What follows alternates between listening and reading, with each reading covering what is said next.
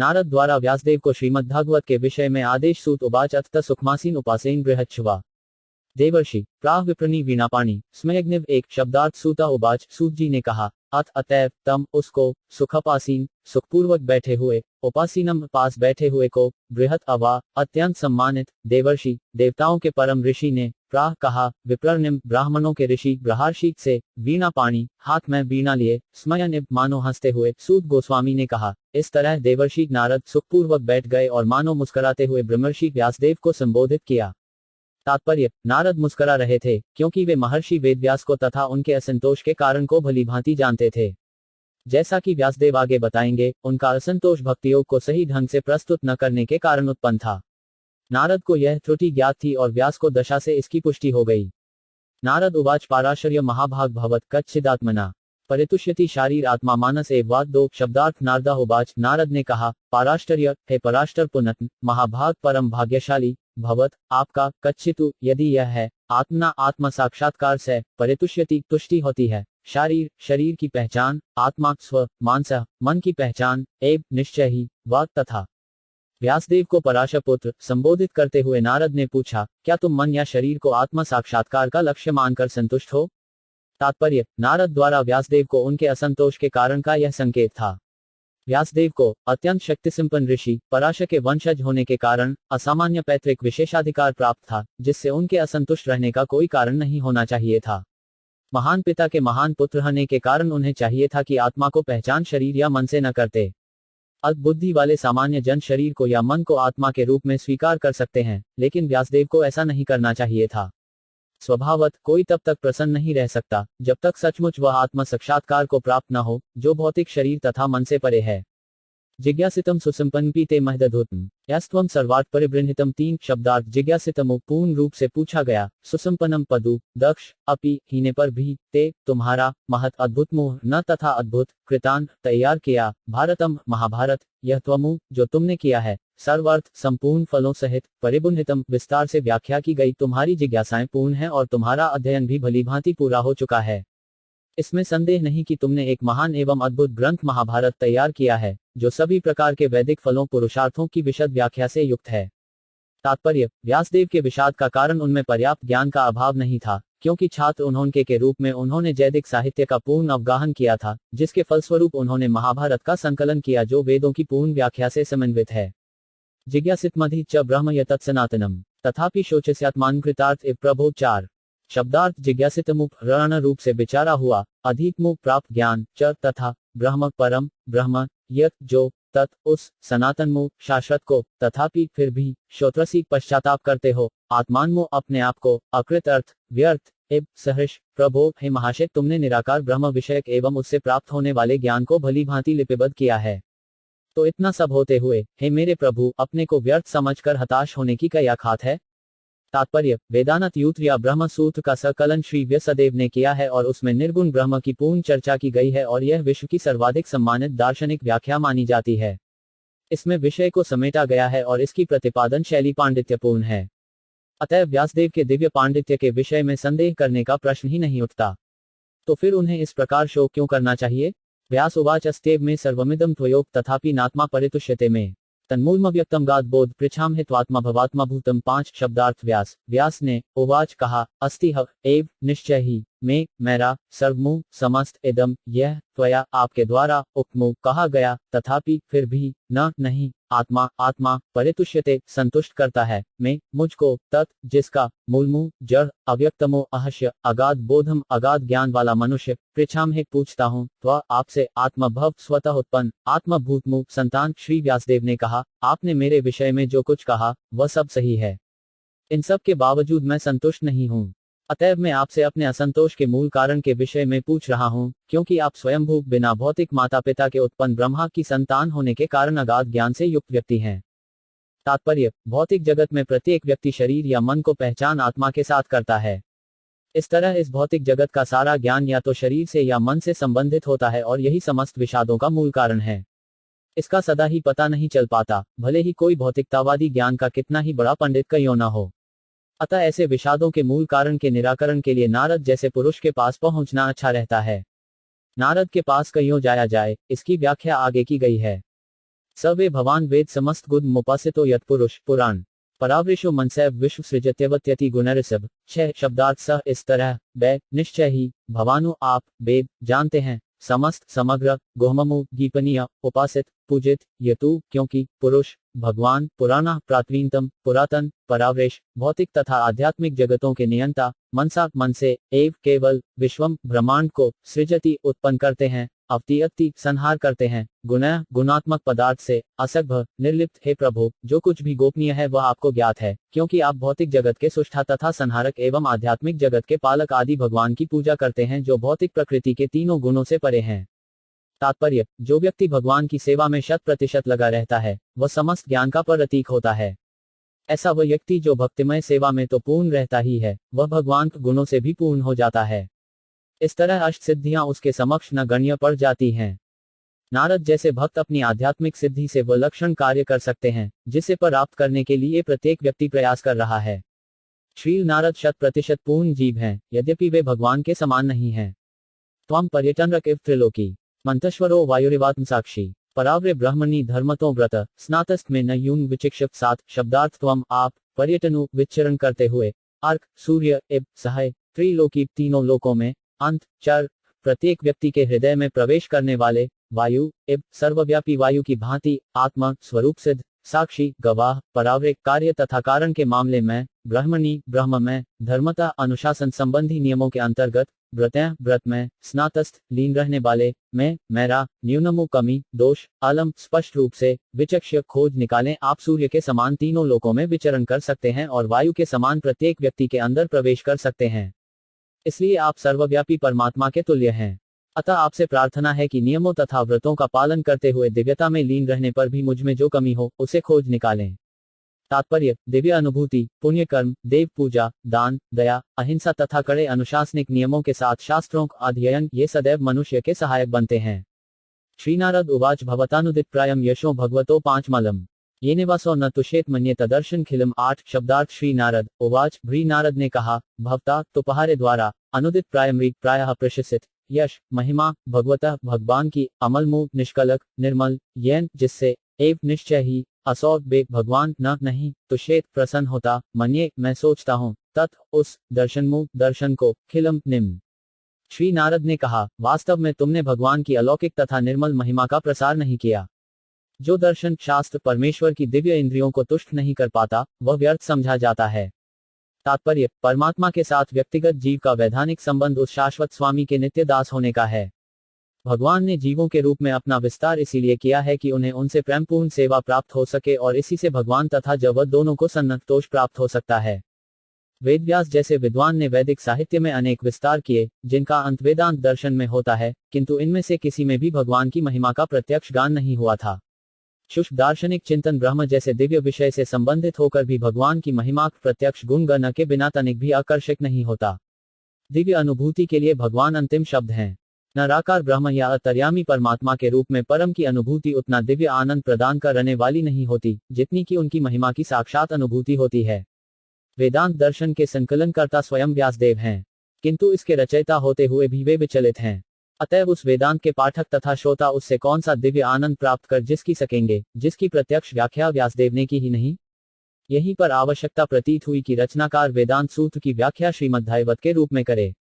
यथा धर्माद्यश्चाथा मुनिवानुकीर्तिता न तथा वासुदेवस्य महिमा हेनुवर्णित 9 शब्दार्थ यथा जिस प्रकार धर्म आद्य धार्मिक आचरण के चारों नियम च तथा अर्था प्रयोजन मुनि वर्य पमुनियों में श्रेष्ठ तुम्हारे द्वारा अनुकीर्तिता बारंबार वर्गित न नहीं तथा उसी प्रकार वासुदेवस्थ भगवान श्री कृष्ण का महिमा यश ही निश्चय ही अनुवर्गित इस प्रकार से निरंतर वर्णित है। महामुनि यद्यपि आपने धार्मिक कृत्य इत्यादि 4 पुरुषार्थों का विस्तार से वर्णन किया है, किंतु आपने भगवान वासुदेव की महिमा का वर्णन नहीं किया है। तात्पर्य श्री नारद द्वारा किया गया निदान तुरंत घोषित कर दिया जाता है। व्यासदेव के विषाद का मूल कारण उनके द्वारा पुराणों के विविध संस्करणों में जानबूझकर भगवान की महिमा के वर्णन की उपेक्षा करना थी। यद्यपि उन्होंने सामान्य ढंग से भगवान श्री कृष्ण की महिमा का वर्णन किया है, किंतु उतना नहीं जितना कि धर्म अर्थ काम तथा मोक्ष का वर्णन किया है। ये चारों पुरुषार्थ भगवान की भक्ति को तुलना में अत्यंत निकृष्ट हैं। प्रामाणिक विद्वान होने के कारण श्री व्यासदेव इस अंतर को भली भांति जानते थे। फिर भी इस उत्तम कार्य अर्थात भक्तिमय सेवा को अधिक महत्व प्रदान न करके उन्होंने अपने बहुमूल्य समय का लगभग दुरुपयोग किया था, जिसके कारण वे विषादग्रस्त थे। इससे यह स्पष्ट संकेत मिलता है कि भगवान भक्ति में लगे बिना कोई भी अधिक प्रसन्न नहीं रह सकता। भगवद गीता में इस तथ्य का स्पष्ट उल्लेख हुआ है। धर्म आदि पुरुषार्थों की श्रृंखला में मुक्ति अंतिम पुरुषार्थ है, जिसके बाद मनुष्य शुद्ध भक्तिमय सेवा में प्रवृत्त होता है। यह आत्म साक्षात्कार या ब्रह्मभूत अवस्था कहलाती है। इस ब्रह्मभूत अवस्था को प्राप्त करने के बाद मनुष्य संतुष्ट हो जाता है, किंतु यह तुष्टि दिव्य आनंद की शुरुआत है। मनुष्य को इस सापेक्ष संसार में निरपेक्षता तथा समता प्राप्त करके प्रगति करनी चाहिए। इस समदर्शी अवस्था को पार करके वह भगवान की दिव्य प्रेमाभक्ति में स्थिर हो जाता है। भगवद गीता में भगवान का यही उपदेश है। निष्कर्ष यह है कि ब्रह्मभूत अवस्था बनाए रखने तथा दिव्य अनुभूति की मात्रा को बढ़ाने के लिए नारद ने व्यासदेव को प्रोत्साहित किया कि वे भक्ति मार्ग का उत्सुकतापूर्वक बार-बार वर्णन करें। इससे उनका सारा विषाद मिट जाएगा। न यद्वश्चित्रपदं हरर्यशो जगत पवित्रम प्रगुनीत कहिंचित तद्बायसम तीर्थमुशंति मानसा न यत्र हंसा निरमंत्युष्या। 10 शब्दार्थ न नहीं यत वह बच्च वाणी तित्र पद्मु अलकारिक हरे भगवान का यश महिमा जगत ब्रह्मांड पवित्रमु पत्रित्र प्रगुनीत जरीगत कहिंचितु मुच्छिकल से ततु उस बायसमु कौवे को तीर्थमु तीर्थ स्थान उशंति सोचते हैं मानसा साधु पुरुष न नहीं अन जहां हंसा परमहंस पुरुष निरमंती आनब लेते हैं पूषिक क्षया दिव्य धाम के बासी जो वाणी संपूर्ण ब्रह्मांड के वायुमंडल को परिशुद्ध करने वाले भगवान की महिमा का वर्णन नहीं करती, उसे साधु पुरुष कौवों के स्थान के समान मानते हैं। चूंकि परमहंस पुरुष दिव्य लोक के बासी होते हैं, अतः उन्हें ऐसे स्थान में कोई आनंद नहीं मिलता। तात्पर्य, कौवे तथा हंस अपनी भिन्न भिन्न मानसिक प्रवृत्तियों के कारण एक से नहीं होते। सकौम कर्मियों या रजोगुनी व्यक्तियों की तुलना कौवों से को गई है और पसमहंस साधु पुरुषों की तुलना हंसों से को गई है। कौवों को कूड़ा करकट फेंका जाने वाला स्थान प्रिय लगता है, जस सब प्रकार की काम सकौम कर्मियों को सुरा सुंदरी तथा स्थूल इंद्रिय दृष्टि के स्थान प्रिय लगते हैं। हंसों को वे स्थान प्रिय नहीं लगते जहां कौव कांव कांव करने और मिल मिलाप करने के लिए एकत्र होते हैं। वे इसके बजाय प्राकृतिक छटा वाले स्थानों में देखे जाते हैं, जहां निर्मल जल का आगार होता है और जस समय प्राकृतिक सौंदर्य के नाना रंग के कमलों के नाल सुशोभित रहते हैं। इन दो प्रकार के पक्षियों में यही अंतर है। प्रकृति ने विभिन्न योनियों के जीवों को भिन्न भिन्न मानसिकताएं दी हैं, अतएव उन्हें एक ही श्रेणी में लाना संभव नहीं है। इसी प्रकार से विभिन्न मानसिकता वाले व्यक्तियों के लिए भिन्न भिन्न प्रकार का साहित्य होता है। अधिकांशतया बाजारू साहित्य कौवों सरीखे व्यक्तियों को आकृष्ट करने वाला होता है, जिसमें कामुक विषयों का कूड़ा करकट भरा रहता है।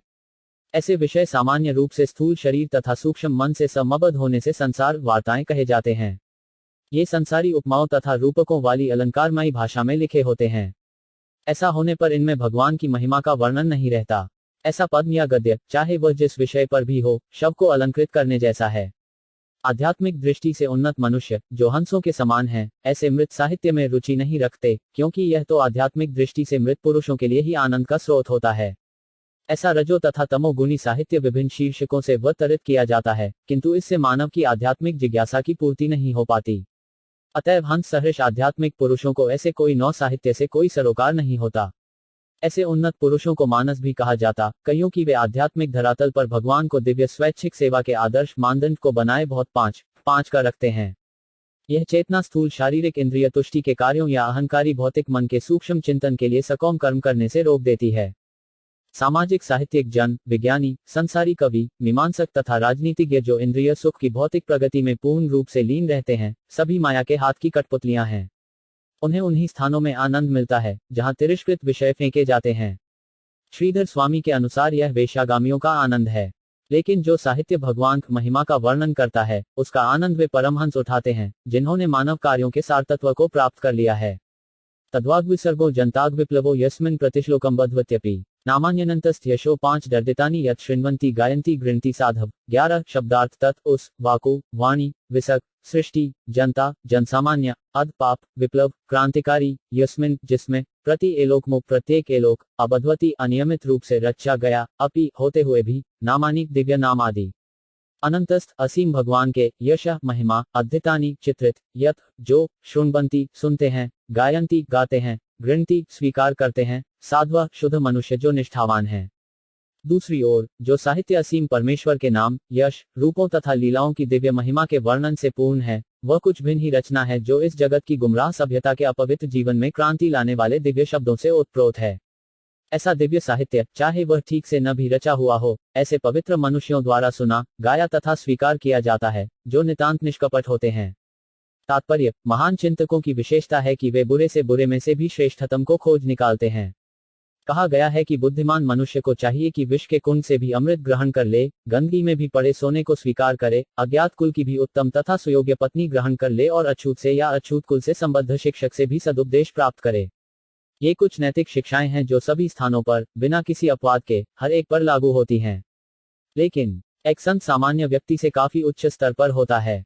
वह निरंतर परमेश्वर के महिमा गान में व्यस्त रहता है, क्योंकि परमेश्वर के पवित्र नाम तथा यश का प्रसार करने से जगत का दूषित वातावरण बदल सकता है और श्रीमद् भागवत जैसे दिव्य साहित्य के प्रसार से लोग अपने व्यवहारों में समझदार हो सकते हैं। श्रीमद् भागवत के इस श्लोक की व्याख्या करते हुए हमारे समक्ष संकट उत्पन्न हो गया है। हमारे पड़ोसी मित्र चाइना ने भारत को सीमा पर सैन्य का आक्रमण कर दिया है। यद्यपि राजनीतिक क्षेत्र से हमें कहीं भी सरोकार नहीं है, लेकिन हम देखते हैं कि इसके पूर्व भी भारत तथा चीन थे और दोनों ही देश बिना किसी दुर्भावना के सदियों से शांतिपूर्वक रहते रहे थे। इसका कारण यह है कि उन दिनों ईश्वर चेतना का वातावरण था और इस महिमंडल पर प्रत्येक देश ईश्वर से डरता था, शरद हृदय वाल्व तथा सरल था और राजनीतिक कूटनीति का कोई प्रश्न ही न था। चीन तथा भारत, ये दोनों देशों के बीच उस भूमि को लेकर झगड़ा करने का कोई कारण नहीं है जो बसने के लिए उपयुक्त नहीं है, और निश्चय ही इस मामले पर युद्ध करने की तो कोई आवश्यकता ही नहीं है। किंतु जैसा कि पहले कहा जा चुका है, कलह के युग कली के कारण थोड़ी सी उत्तेजना से भी झगड़ा हो सकता है। यह किसी अन्य कारण से नहीं, अपितु इस युग के प्रदूषित वातावरण के कारण है। एक वर्ग के लोग परमेश्वर के नाम तथा यशोगान को रोकने के लिए नियमबद्ध प्रचार कर रहे हैं। अतएव विश्व भर में श्रीमद् भागवत के संदेश को प्रसारित करने की परम आवश्यकता है। प्रत्येक जिम्मेदार भारतीय नागरिक का यह कर्तव्य है कि वह श्रीमद् भागवत के दिव्य संदेश को सर्वोपरि कल्याण तथा वांछित शांति लाने के लिए विश्व भर में प्रसारित करे।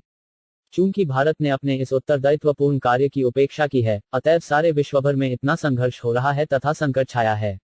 हमारा विश्वास है कि यदि श्रीमद् भागवत का दिव्य संदेश विश्व के अग्रणी लोगों तक ही पहुंच सके, तो निश्चित रूप से हृदय परिवर्तन होगा और लोग सामान्य रूप से इस संदेश का पालन करेंगे। जनता आधुनिक राजनीतिकों तथा नेताओं के हाथ की कठपुतली बनी हुई है। यदि इन नेताओं के ही हृदय परिवर्तित हो सकें, तो विश्व के वातावरण में आमूल परिवर्तन हो सकेगा।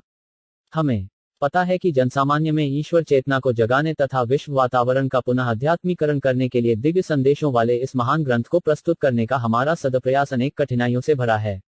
इस विषय को यथेष्ट भाषा में, विशेष रूप से विदेशी भाषा में, प्रस्तुत करना साहित्य साथ यह निश्चित रूप से विफल प्रयास होगा, और चाहे हम जितना भी प्रयास करें, इसमें अनेक साहित्यिक न त्रुटियां रह जाएंगी।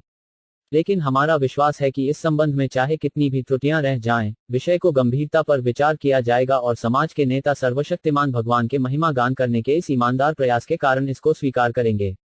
जब किसी घर में आग लग जाती है, तो उस घर के रहने वाले अपने पड़ोसियों से, चाहे वे विदेशी हों, सहायता प्राप्त करने के लिए दौड़ जाते हैं, और वे बेचारे उनकी भाषा न जानते हुए भी अपने भाव व्यक्त करते हैं और पड़ोसी उनकी आवश्यकता समझ लेते हैं, भले ही वे भाव उनको भाषा में व्यक्त न हुए हों।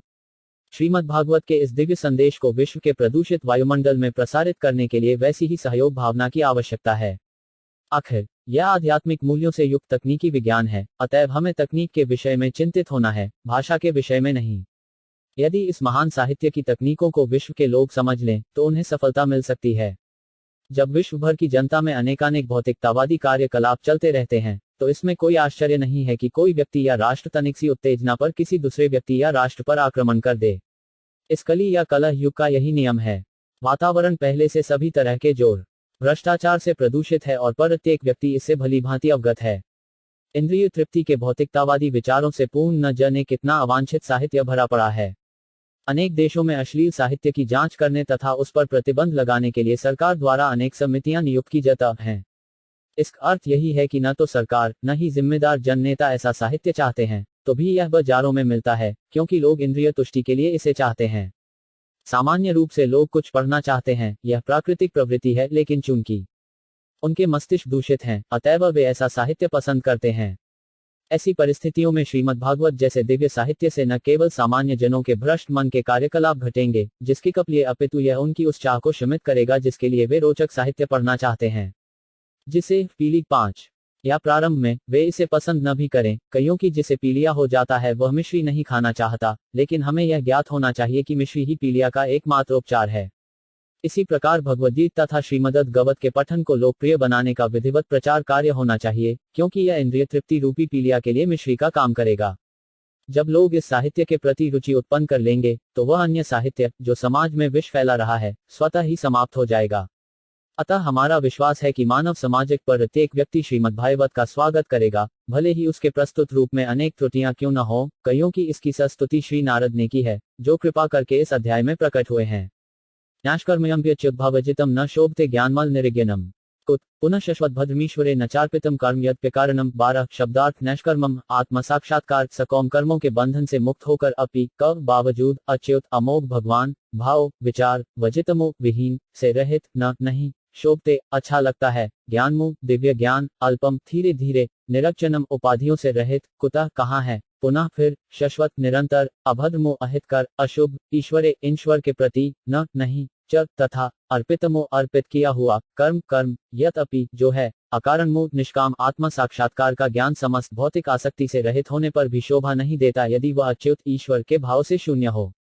तो फिर उन सकौम कर्मों से क्या लाभ है, यदि वे भगवान की भक्ति के लिए काम न आ सकें और जो स्वभावत प्रारंभ से ही दुखप्रद तथा क्षणिक होते हैं।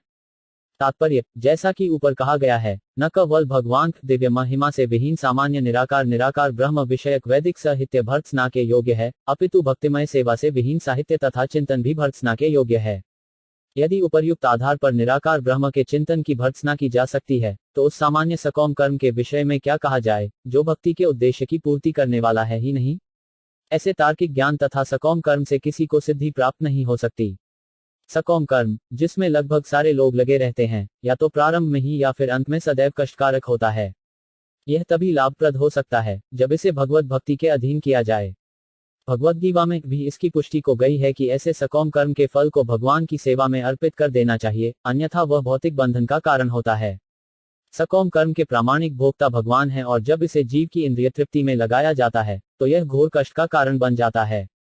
अथो महाभाग भवान मोघः शुचिश्रवा सत्यर्थो धृतव्रत उर्वक्रमस्य अखिल बंध मुक्ति समाधानुस्मर तथ्यचेष्टितम 13 शब्दार्थ अथो अतः महाभाग परम भाग्यज्ञाई भवानु आप अमोघ सिद्ध दृष्टा शुचि पत्तित निर्मल अवा प्रसिद्ध सत्यरतः सत्यत्रत को पालने वाला धृतव्रत आध्यात्मिक गुणों में स्थित उसुक्रमस्थ अलौकिक कार्य करने वाले ईश्वर का अखिल संपूर्ण जगत का बंध बंधन पमुक्ति मुक्ति के लिए समाधना समाधि के द्वारा अनुस्पर बार सोचकर वर्णन करो तत् विचेष्टितम भगवान त्रित्रिद लीलाओं को। हे व्यासदेव, तुम्हारी दृष्टि सभी तरह से पूर्ण है, तुम्हारी उत्तम ख्याति निष्कलुष है, तुम अपने व्रत में इढ़ हो और सत्य में स्थित हो, अतएव तुम समस्त लोगों को भौतिक बंधन से मुक्ति दिलाने के लिए भगवान की लीलाओं के विषय में समाधि के द्वारा चिंतन कर सकते हो।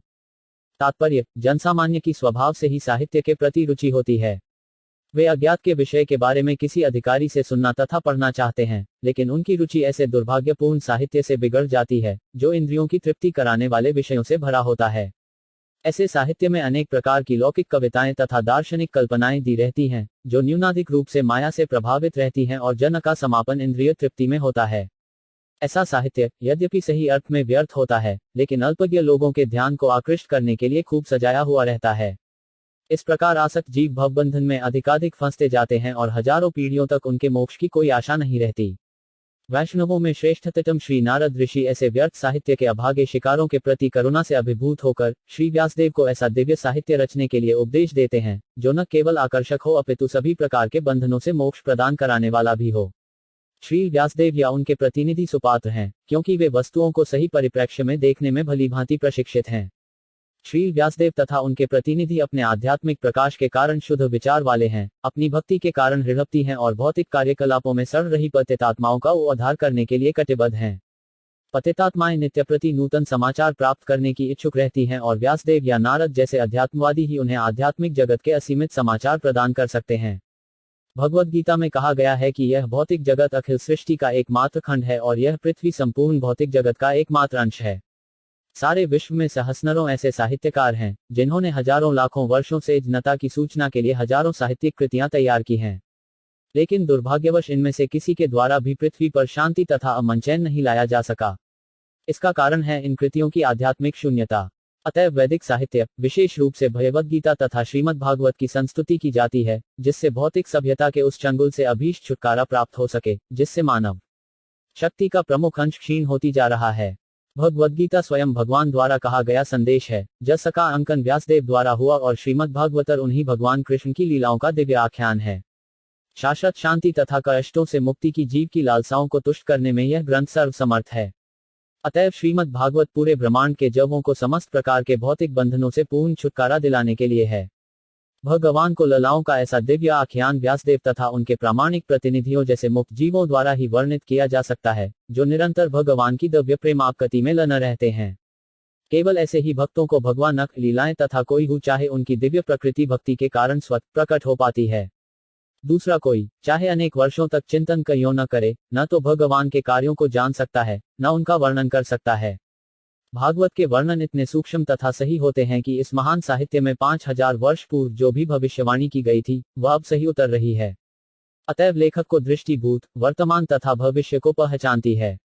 व्यासदेव जैसे मुक्त व्यक्ति न केवल दृष्टि शक्ति तथा पांडित्य के मामले में पूर्ण है, अपितु श्रवण, चिंतन, अनुभव तथा अन्य सभी इंद्रिय कार्यों में भी सिद्ध होते हैं। मकत जीव की इंद्रियां पूर्ण होती हैं और ऐसी पूर्ण इंद्रियों से ही इंद्रियों के स्वामी ऋषिकेश या भगवान श्री कृष्ण की सेवा की जा सकती है। अतः श्रीमद् भगवत वेदों के संकलनकर्ता परम सद्व्यक्तिशील व व्यास द्वारा किया गया पूर्ण पुरुषोत्तम भगवान का परिपूर्ण वर्णन है। ततो तुम भगवान के अतिरिक्त विभिन्न रूपों, नामों तथा परिणामों के रूप में जो कुछ भी वर्णन करना चाहते हो, वह प्रतिक्रिया द्वारा मन को उसी प्रकार आंदोलित करने वाला है जिस प्रकार आश्रय विहीन नाव को चक्रवात आंदोलित करता है। तात्पर्य, श्री व्यासदेव वैदिक साहित्य के समस्त वर्णनों के संपादनकर्ता हैं, अतएव उन्होंने अनेक प्रकारों से दिव्य अनुभूति का वर्णन किया है, यथा सकौम कर्म, मीमांसा, योग शक्ति तथा अत्याचार 75 का भक्तिमय सेवा। इसके अतिरिक्त उन्होंने विविध पुराणों में अनेक देवताओं की विभिन्न रूपों तथा नामों से पूजा किए जाने की संस्तुति भी को है। इसका परिणाम यह हुआ है कि जन सामान्य भ्रांत हैं कि वे भगवान की सेवा में अपना मन किस तरह स्थिर करें, वे आत्म साक्षात्कार के सही मार्ग को ढूंढने के लिए सदा भ्रांत रहते हैं। श्री नरदेव वेदव्यास द्वारा संकलित किए गए वैदिक साहित्य की इसी त्रुटि विशेष पर बल दे रहे हैं और इस तरह वे प्रत्येक वस्तु को केवल परमेश्वर से संबंधित करते हुए वर्णन करने के लिए कह रहे हैं। वस्तुतः भगवान के अतिरिक्त किसी भी वस्तु का अस्तित्व नहीं है। भगवान विभिन्न विस्तारों अंशों के रूप में प्रकट होते हैं। वे पूर्ण वृक्ष के मूल हैं। वे संपूर्ण शरीर के मानो उदर हैं। मूल में जल डालना ही वृक्ष को सींचने की सही विधि है। ठीक इसी तरह पूरे शरीर को शक्ति प्रदान करने के लिए उदर को भोजन प्रदान करना है। इसीलिए श्री व्यासदेव को चाहिए था कि भागवत पूर्ण के अतिरिक्त अन्य किसी पुराण का संकलन न करते, क्योंकि उसमें रंचमात्र विचलन से आत्म साक्षात्कार में बड़ा उपद्रव हो सकता है। यदि रंचमात्र विचलन से ऐसा उपद्रव हो सकता है, तो परम सत्य भगवान से पृथक विचारों के जानबूझकर किए गए विस्तार के विषय में क्या कहा जाए।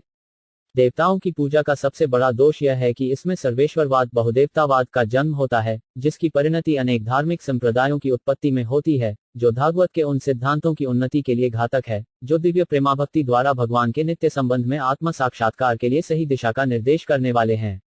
इस प्रसंग में चक्रवात से विचलित नाव का उदाहरण उपयुक्त है। बहुदेवतावादी का वचलित मन उद्देश्य के स्थिर न होने के कारण कभी भी आत्म साक्षात्कार की पूर्णता को प्राप्त नहीं कर पाता। जुगुप्सितम धर्मकृते 5 नुशासतः स्वभावरक्तस्य महान व्यतिक्रम यद्वाक्यतो धर्म इतितर स्थितो न मन्यते तस्य निवारण जन 15 शब्दार्थ जुगुप्सितम अत्यंत घृणित, धर्मकृते धर्म हेतु, अनुशासत आदेश के अनुसार, स्वभाव रक्तस्थ स्वभाव से अनुरक्त, महानु महान, व्यतिक्रम अनुचित, यद्वाक्यतः जिसके उपदेश से, धर्म धर्म इति इस प्रकार है, इतरा जन सामान्य, स्थित स्थिर, न नहीं, मन्यते सोचते हैं, तस्त उसका, निवारणम निषेध, जना वे लोग सामान्य लोगों में भोग करने की स्वाभाविक प्रवृत्ति होती है और तुमने धर्म के नाम पर उन्हें वैसा करते रहने के लिए प्रोत्साहित किया है। यह अत्यंत घृणित तथा अत्यंत अनुचित है। चूंकि वे लोग तुम्हारे उपदेशों के अनुसार मार्गदर्शन प्राप्त करते हैं, अतः वे ऐसे कार्यों को धर्म के नाम पर ग्रहण करेंगे और निषेधों की भी परवाह नहीं करेंगे।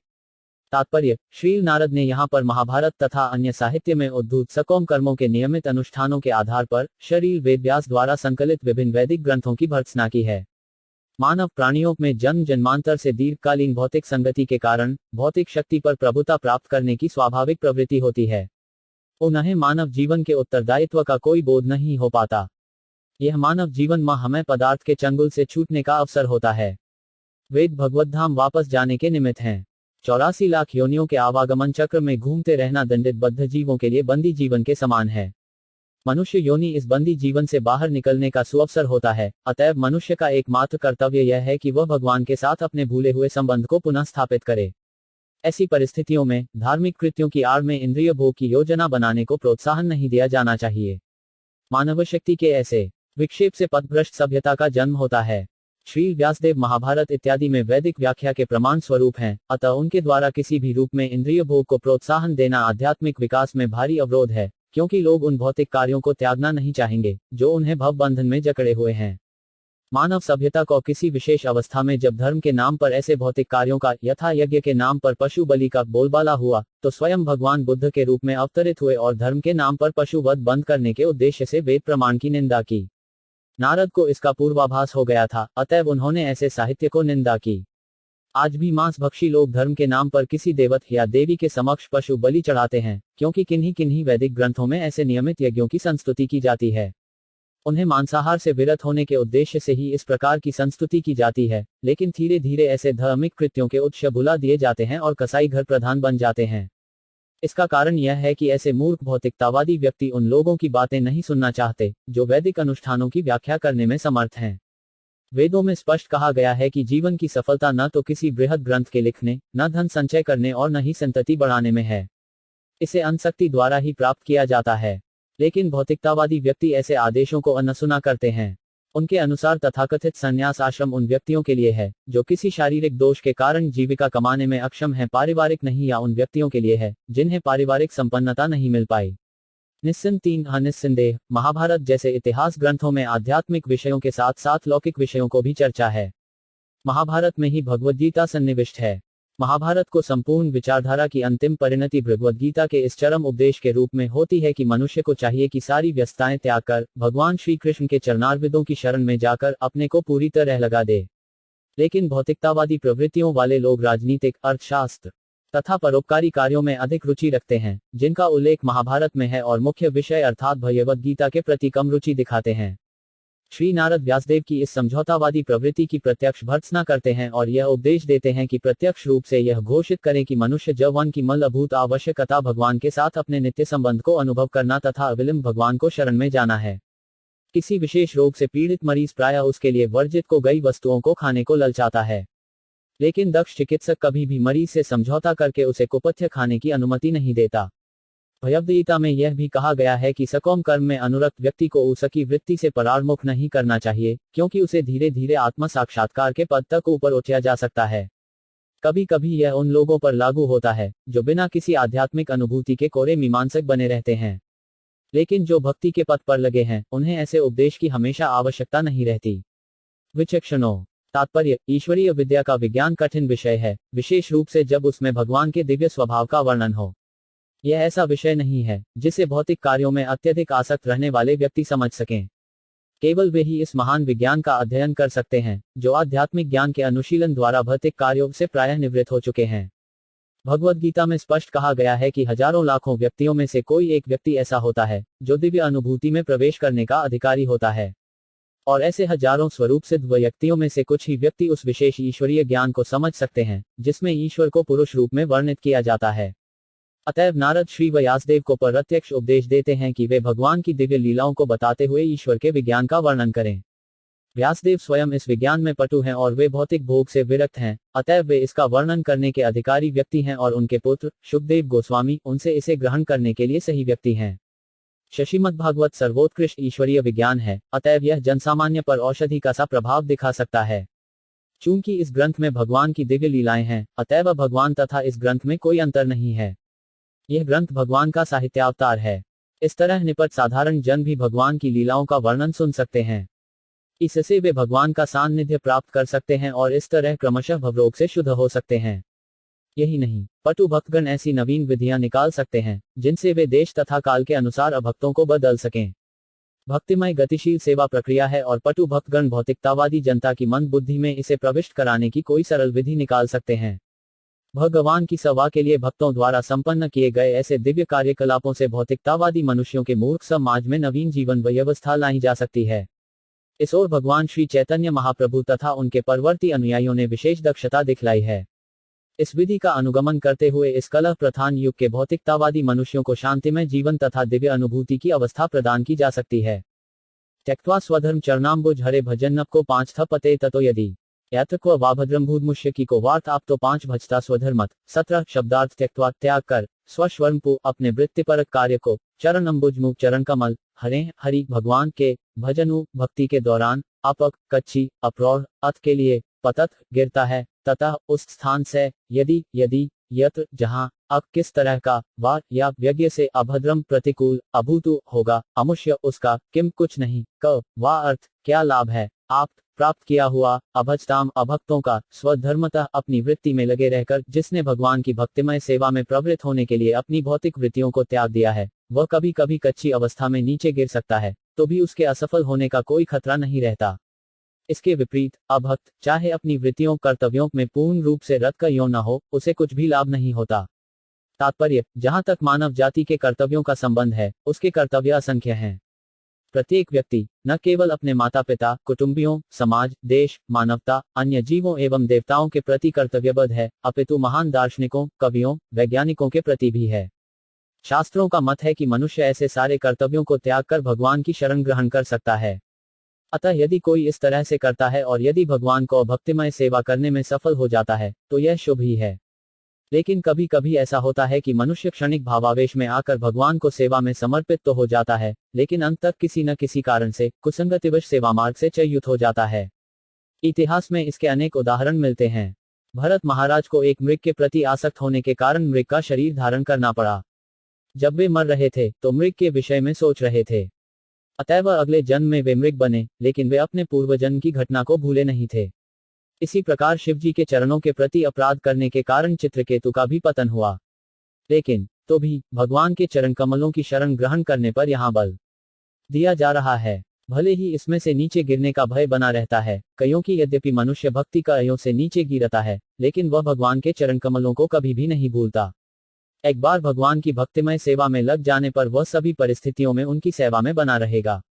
भगवद गीता में कहा गया है कि कदाचित भक्ति भी मनुष्य को अत्यंत घातक स्थिति से बचा सकती है। इतिहास में ऐसी घटनाओं के अनेक उदाहरण हैं। इनमें से अजामिल एक है। अजामिल अपने प्रारंभिक जीवन में भक्त था किंतु युवावस्था में वह भक्ति से च्युत हो गया। तो भी भगवान ने अंत में उसकी रक्षा की।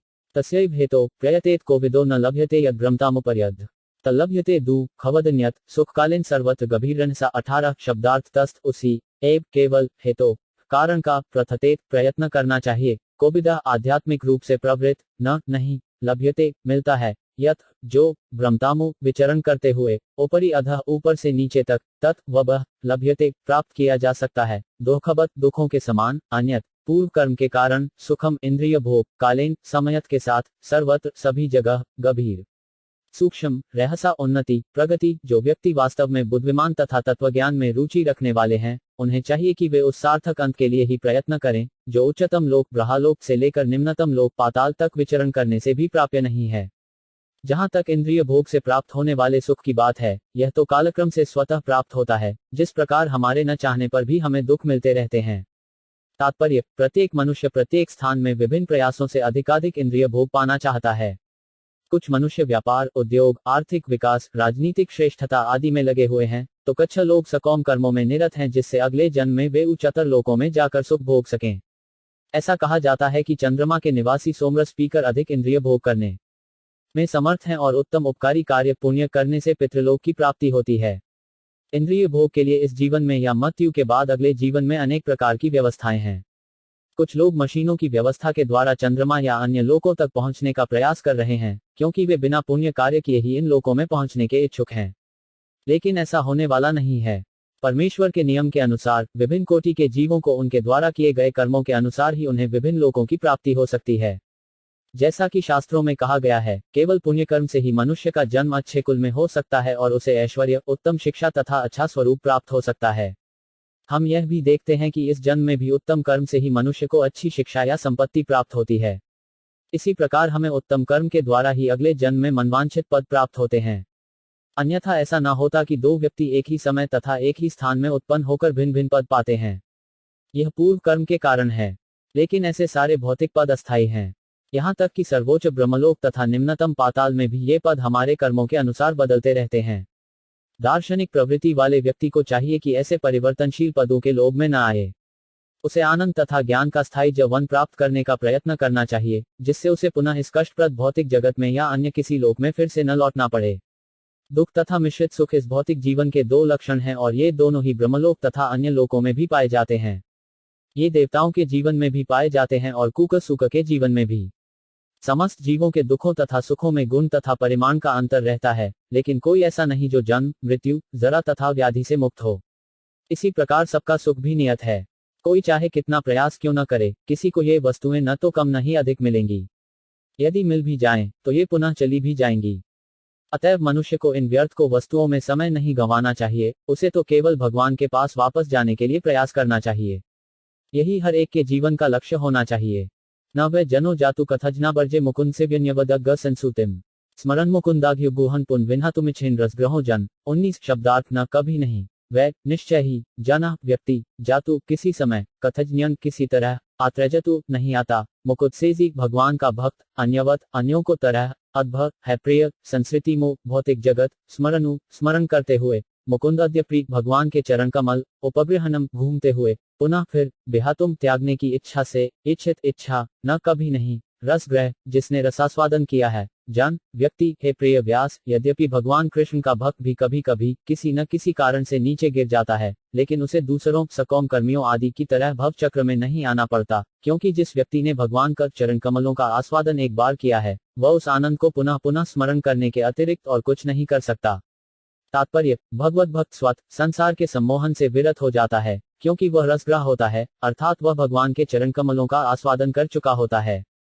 निश्चय ही, ऐसे अनेक उदाहरण हैं जिनमें भगवान के भक्त कुसंगति के कारण नीचे गिरे हैं, मानो सकौम कर्मी हो, जिनका पतन सदैव होता रहता है। किंतु नीचे गिरने पर भी भक्त को कभी कर्मी के समान पतित नहीं समझना चाहिए। कर्मी अपने कर्मों के फल को भोगता है, जबकि भक्त भगवान द्वारा प्रताड़ित होने के कारण सुधर जाता है। एक अनाथ बालक तथा एक राजपुत्र के कष्ट एक से नहीं होते। अनाथ वास्तव में दीन होता है, क्योंकि उसकी देखभाल करने वाला कोई नहीं होता, लेकिन एक धनवान का लाडला पुत्र भले ही अनाथ जैसा लगे, किंतु वह सदैव अपने समर्थ पिता के संरक्षण में रहता है। भगवत भक्त कभी कभी कुसंगतिवश सकौम कर्मी की नकल करता है। सकौम कर्मी भौतिक जगत पर अपना प्रभुत्व जताना चाहता है। इसी प्रकार एक नवजिज्ञासु भक्त भी मूर्खतावश भक्तिमय सेवा का बदले कुछ भौतिक शक्ति संचित करने की सोचता है। कभी कभी ऐसे मरक भक्तों को स्वयं भगवान कष्ट में डाल देते हैं, और यदि वे विशेष अनुग्रह करते हैं, तो उसका सारा भौतिक साज सामान हर लेते हैं। ऐसी कार्यवाही से व्यग्र हुए भक्त के सारे मित्र तथा कुटुंबी उसका साथ छोड़ देते हैं और भगवान की कृपा से उसे पुनः चेत जाता है और वह अपनी भक्ति सही ढंग से करने लगता है। भगवद गीता में यह भी कहा गया है कि ऐसे पतित भक्तों को किसी अत्यंत विद्वान ब्राह्मण कुल में या संपन्न वैश्य परिवार में जन्म लेने का अवसर दिया जाता है। ऐसी दशा में भक्त उतना जिसे भाग्यशाली नहीं होता जितना कि भगवान द्वारा प्रताड़ित भक्त, जिसे एक तरह से असहायावस्था में रख दिया जाता है। जो भक्त भगवान की इच्छा से असहाय बन जाता है, वह इन उत्तम कुलों में उत्पन्न भक्तों से अधिक भाग्यशाली होता है। उत्तम कुलों में उत्पन्न ये पतित भक्त कम भाग्यशाली होने के कारण भगवान के चरण कमलों को भूल सकते हैं, लेकिन असहाय अवस्था को प्राप्त भक्त अधिक भाग्यशाली होता है, क्योंकि वह अपने को चारों ओर से असहाय पाकर भगवान के चरण कमलों में तेजी से लौट आता है। शुद्ध भक्तिमय सेवा आध्यात्मिक दृष्टि से इतनी आस्वादनीय है कि भक्त स्वत भौतिक भोग के प्रति अन्यमनस्क हो जाता है। प्रगतिशील भक्ति की दिशा में यह पूर्णता का प्रतीक है। शुद्ध भक्त निरंतर भगवान कृष्ण के चरण कमलों को स्मरण में रखता है और उन्हें एक क्षण भी नहीं भुलाता, भले ही उसे तीनों लोकों का ऐश्वर्य क्यों न मिल जाए।